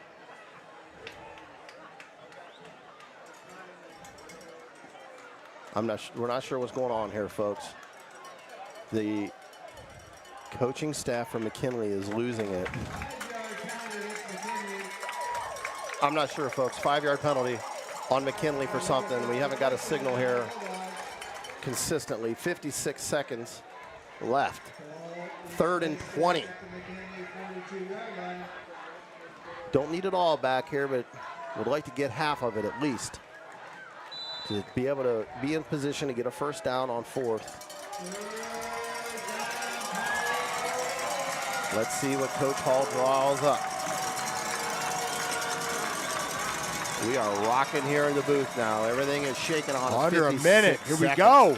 Dropping back, looking, nobody, and got sacked, thrown straight to the ground. 55, just dominated. 55, right? Yep. You can see it from a mile away. If your eyes are pointed into the trenches, if you know what you're looking for, number 55 for Coach Mike Elder. Man, I'll tell you what, the senior, Sam Tanalo, he just worked over top of number 55, Logan Hayes, getting his first varsity reps. First year starting at left tackle for Coach Antonio Hall. The guy in the purple won that battle. Absolutely. And the officials were in there. They pointed, I think there might be another flag here, TJ. And they were pointing towards McKinley. Anytime you got all them zebras in the middle discussing, it's usually not a good thing. And sorry, folks, we haven't got a signal again. Okay, maybe there wasn't a penalty. All right. Confused. You're going to hear all this breakdown next Wednesday at Nathan's Patio. Absolutely. Where we run this thing back. But come on, you got one shot left. Get it done. Deep ball in the air. And incomplete. That's going to just about do it. Didn't have a receiver anywhere near. Could have maybe been roughing the passer there. 21-14, 40 seconds left. It's pretty much going to do it here. As you just got to take a few knees and seal this victory. Man. All right, partner. Unbelievable. Here we go. Here we go. I already know. I know where you're going. Hilscher Clark Electric Company. Electric Player of the Game. I know you got Maxey, right? I have one vote, and I'm going to use it 3 times, and Matt Maxey. Yep. Dominated on offense. Every time they needed a play, he had a couple touchdowns. A lot of big plays, a lot of big catches. That one touchdown was a one-hander. Just, to me, no doubt. What do you think? I'm with you, man. You know, it's boy, I'll tell you what. There's a lot of guys that stuck out tonight, you know? Yeah. None more than the other. I mean, Maxey really was kind of the guy that kind of rose to the top. Our boy John Lowry will say, as Macho Man Savage said it, the cream rises to the top. Right. To the top. The Maxey rose to the top, right? He was the guy when Nolan Good needed something. Yeah. When he was scrambling, when he was making it up on the fly. Yep. You found number 8. He was there. Yeah. And, you know, what did we talk about on the way up here, partner? We were driving up through a little monsoon, you know, some people trying to run us off the road. You know, maybe I ran some people off the road. But I'll tell you what, one thing we talked about with receivers and skill guys. You know, your son, you've had sons that have played the game of football. You know, thankfully they didn't have to get down there and put their hand in the dirt in the trenches because that's not the funnest thing to do. But, you know, running routes as a wide receiver, you don't have to be the fastest guy on the field. Right. In no way, shape, or form would you or I say that Matt Maxey is the fastest guy on the football field tonight. No. But you know what? Efficient. He ran great routes. Yep. And when he had to, he broke those routes off and he improvised. Yeah. And he did what his quarterback needed. Absolutely. Cut it off, come back, Absolutely. come find me, do something, raise your hand, figure it out, make a play, Probably improvise. Probably 4 or 5 times he did that. Yeah, for sure. And that's why he deserves to be player of the game. So I'll say this. Final score looks like going to be 21-14. I'll say it's really kind of about the result we thought. Didn't think it would be a battle of a lot of penalties. But, you know, if the officials see it, they got to call it. That's what it ended up being. I kind of thought it would be a little bit more of a shootout than this. I thought both teams would be able to move the rock, especially with these this level of quarterbacks. But when you've got this much Division I Power 5 talent on defense on both sides of the ball. Cancels those quarterbacks out. Cancels those QBs out. Yeah, I was expecting to see more from Cam Montgomery. I was expecting to see more from Nolan Good. I mean, I'm not going to sit here and say that either of these quarterbacks were stellar in their play. Yeah. But as we mentioned, our guy who is Hilscher Clark Electric Player of the Game, you know, Maxey, he was stellar when he needed to be. Because you know what? He did things that you're really not coached to do. Yeah. Right? You're coached to get to the 12-yard mark and cut in. You're coached to run those routes the perfect way. But after you run that route the perfect way and you turn looking for the ball and all hell's breaking loose and stuff's breaking down, it's fire, right? Right. Now what do? Yeah. That becomes natural instinct, like you said. That becomes a dude, I just want to jump over that person because he's on the ground, but it's going to be a penalty, right? Right. So the improv from the wide receivers, from number 8, that was special, man. Yeah. That was fun to watch, and it's almost. I don't know if you feel this way, partner, but you kind of walk away from this game thinking like, I talked about midway through the fourth quarter, like, I still don't really know how good Avon is. I don't feel like I know. And I definitely don't know how good McKinley is because they made a crap ton of mistakes. But I know there's a ton of talent down there on that field tonight, and I'm really interested, being that it's week 2, to see where both these squads end up after week 10. I gotta agree with you. I think this is maybe the most confusing game I've called to understand who's really good. I mean, you know, you look at McKinley, if they can play a little bit more, not even perfect. You're not going to play perfect on both sides of the ball with being clean and having 0 penalties. That's not ever going to happen. But to get some of these silly 15-yarders, to have that drive late third quarter that they were moving the rock and they probably got 60 yards of penalties on that drive to kill them. If they can clean that up, what is the rest of their season going to look like? And the other thing too is you and I both know, and this is not my opinion. This is Coach Antonio Hall's opinion from last year, saying, "I've got a discipline problem in my locker room. I've got to get cleaned up." Sure. Now, how are those young men going to respond to this after this game? Are they going to put their heads down? And we've talked about this a little bit with Glen Oak. Yeah. Coach Garcia is not afraid to play the best teams in the state of Ohio first 4 games of the season. Even if he gets smacked in the mouth. Every season. Right? But he does it to get his kids tough. He hangs on to that locker room until week 4 or 5. And then you're into Federal League play, and now you can start hitting some people. Maybe that running clock against Massillon, or that tight ball game against Westchester Lakota, or getting smoked by Bo Jackson from St. Joe's. Maybe that helps you when you are in a fourth quarter tight ball game against Green or Lake or Perry, whoever it may be, right? And we all know this, Jeff. Anybody who's ever played any sport, right? When you start to set goals, the first goal should be win your league. Yep. Because if you win your league, other opportunities are going to arise from that, right? So just worry about that first, and then go on to the next goal, right? And I can't even begin to tell you right now, as we are coming to the conclusion of week 2 of Ohio high school football, who the best team in the Federal League is. I know that it's not Glen Oak. I know that most likely it'll probably be McKinley if they can clean up some of these issues. Yep. We know that Mark Geis, Dan DeGeorge, Slates, having Wakefield back. Jay Rohr, one of the nastiest of the nastiest. I got the ultimate respect for that cat. I don't really know how the Federal League is going to shake out.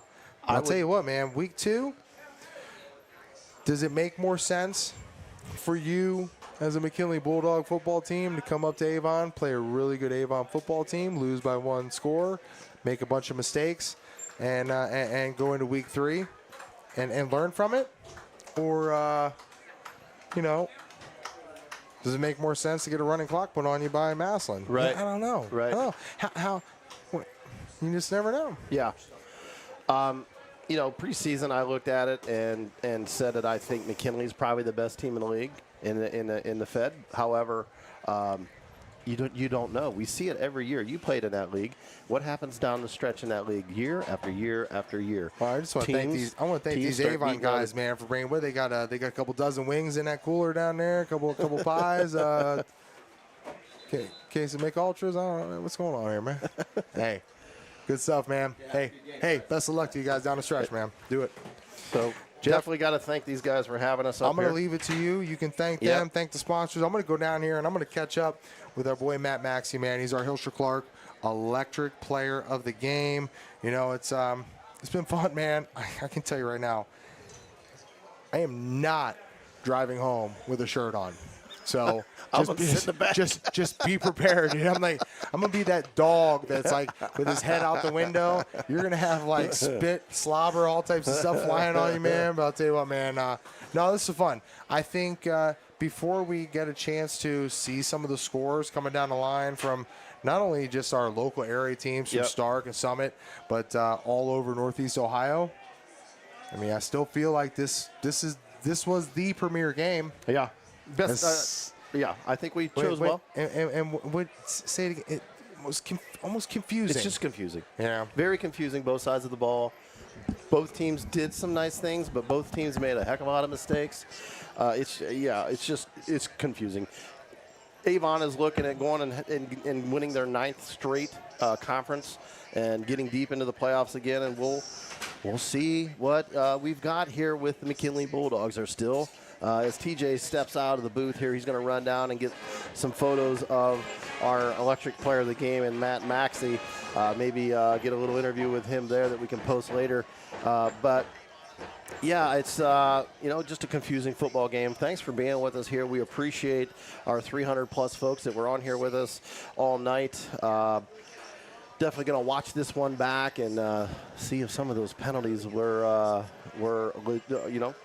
don't want to question any officials. I'm not here to do that. So anyway, I'm going to hit you with some scores, hit you with some of our sponsors. Thank them. Definitely want to thank Avon for the hospitality here. They set us up in a booth here all by ourselves. So we appreciate that. Let's see. East Canton and United are in a tie ball game, 31-all in the 4th quarter. So that's a tight ball game. Austintown Fitch 24 over Jackson. It says at halftime, so that can't be right, but it's 24-10 at half. So I'm trying to get you an update on that. Louisville, unbelievable. Went on a run, got the W, 40-14 over Alliance. You might see us calling a Louisville game here real soon if they're going to be like that. Crestwood over Minerva, 38-0. Minerva continues to struggle. Massillon Tigers, 45 rip over the Golden Eagles. Fairless Falcons, 42-14 over Tusky Valley. Chagrin Falls pulled out 23-22 victory over East. Dover gets a W over Canton South, who's in the rebuild mode here, 31-3 over Canton South. Lake Blue Streaks blowout Boardman, 34-13. Perry Panthers win 17-0 on the road at St. Vincent St. Mary. If you've ever been on the road to St. V, it's a hostile environment, tough to get a win in that environment up there. Kudos to the Perry Panthers for getting another W, 2-0 now on the season. As you know, this one here, 21-14. Norwayne 45-7 over Central. Hoover 18, Hudson 7. Tuslaw gets a W. Good for them. They've been on the struggle bus, got a new coach over there from Dalton, and got a victory there, 21 rip. Let's see here. And rounding out final scores here, Manchester 27, St. Valley 2. Just to wrap this up here, folks, I want to thank my sponsors, the Hillshire Clark Electric Company. They also, they've been the sponsor of ours now for 3 years, a huge supporter of ours. We appreciate them very much. Walsh University, again, you can catch TJ on Wednesday at the Wink, as well as catch me on the Saturday games for NCAA college football starting next Saturday. I'll be there at Walsh with Drew Sarakman, so check us out together over there again. Drew and I were together on the mic for the first season here with SMG, and it's going to be great to be back with him as my color coordinator, color guy, if you will. Dry Mind Group, Lindsay's Pizza, the Pro Football Hall of Fame Luncheon Club, Milano Family Chiropractic and Wellness, C.H. Vallis and Associates. Call Chris and the gang over there. They're great. H&H Truck Parts. They ship just about more truck parts than anyone in the United States. They're amazing. They do a great job. They can find you anything you need. LPL Financial, Nathan's Patio. As TJ mentioned, we're going to do majority, if not all, of our weekly roundup, or what we haven't really landed on a cool name yet. It might be roundup or weekly rewind or the Seven Deuce and the Natural Show. We don't know yet. We're going to figure that out. But we'll be over at Nathan's Patio for that every week. Starting next week, you'll see us post that on our YouTube channel. Keckley Insurance, Leathernecks Nation MC. Got to thank those military guys over there. Save22.vet as well. Just great people over there. We appreciate them. C.H. Vallis and Associates, I mentioned, they did sponsor the pregame.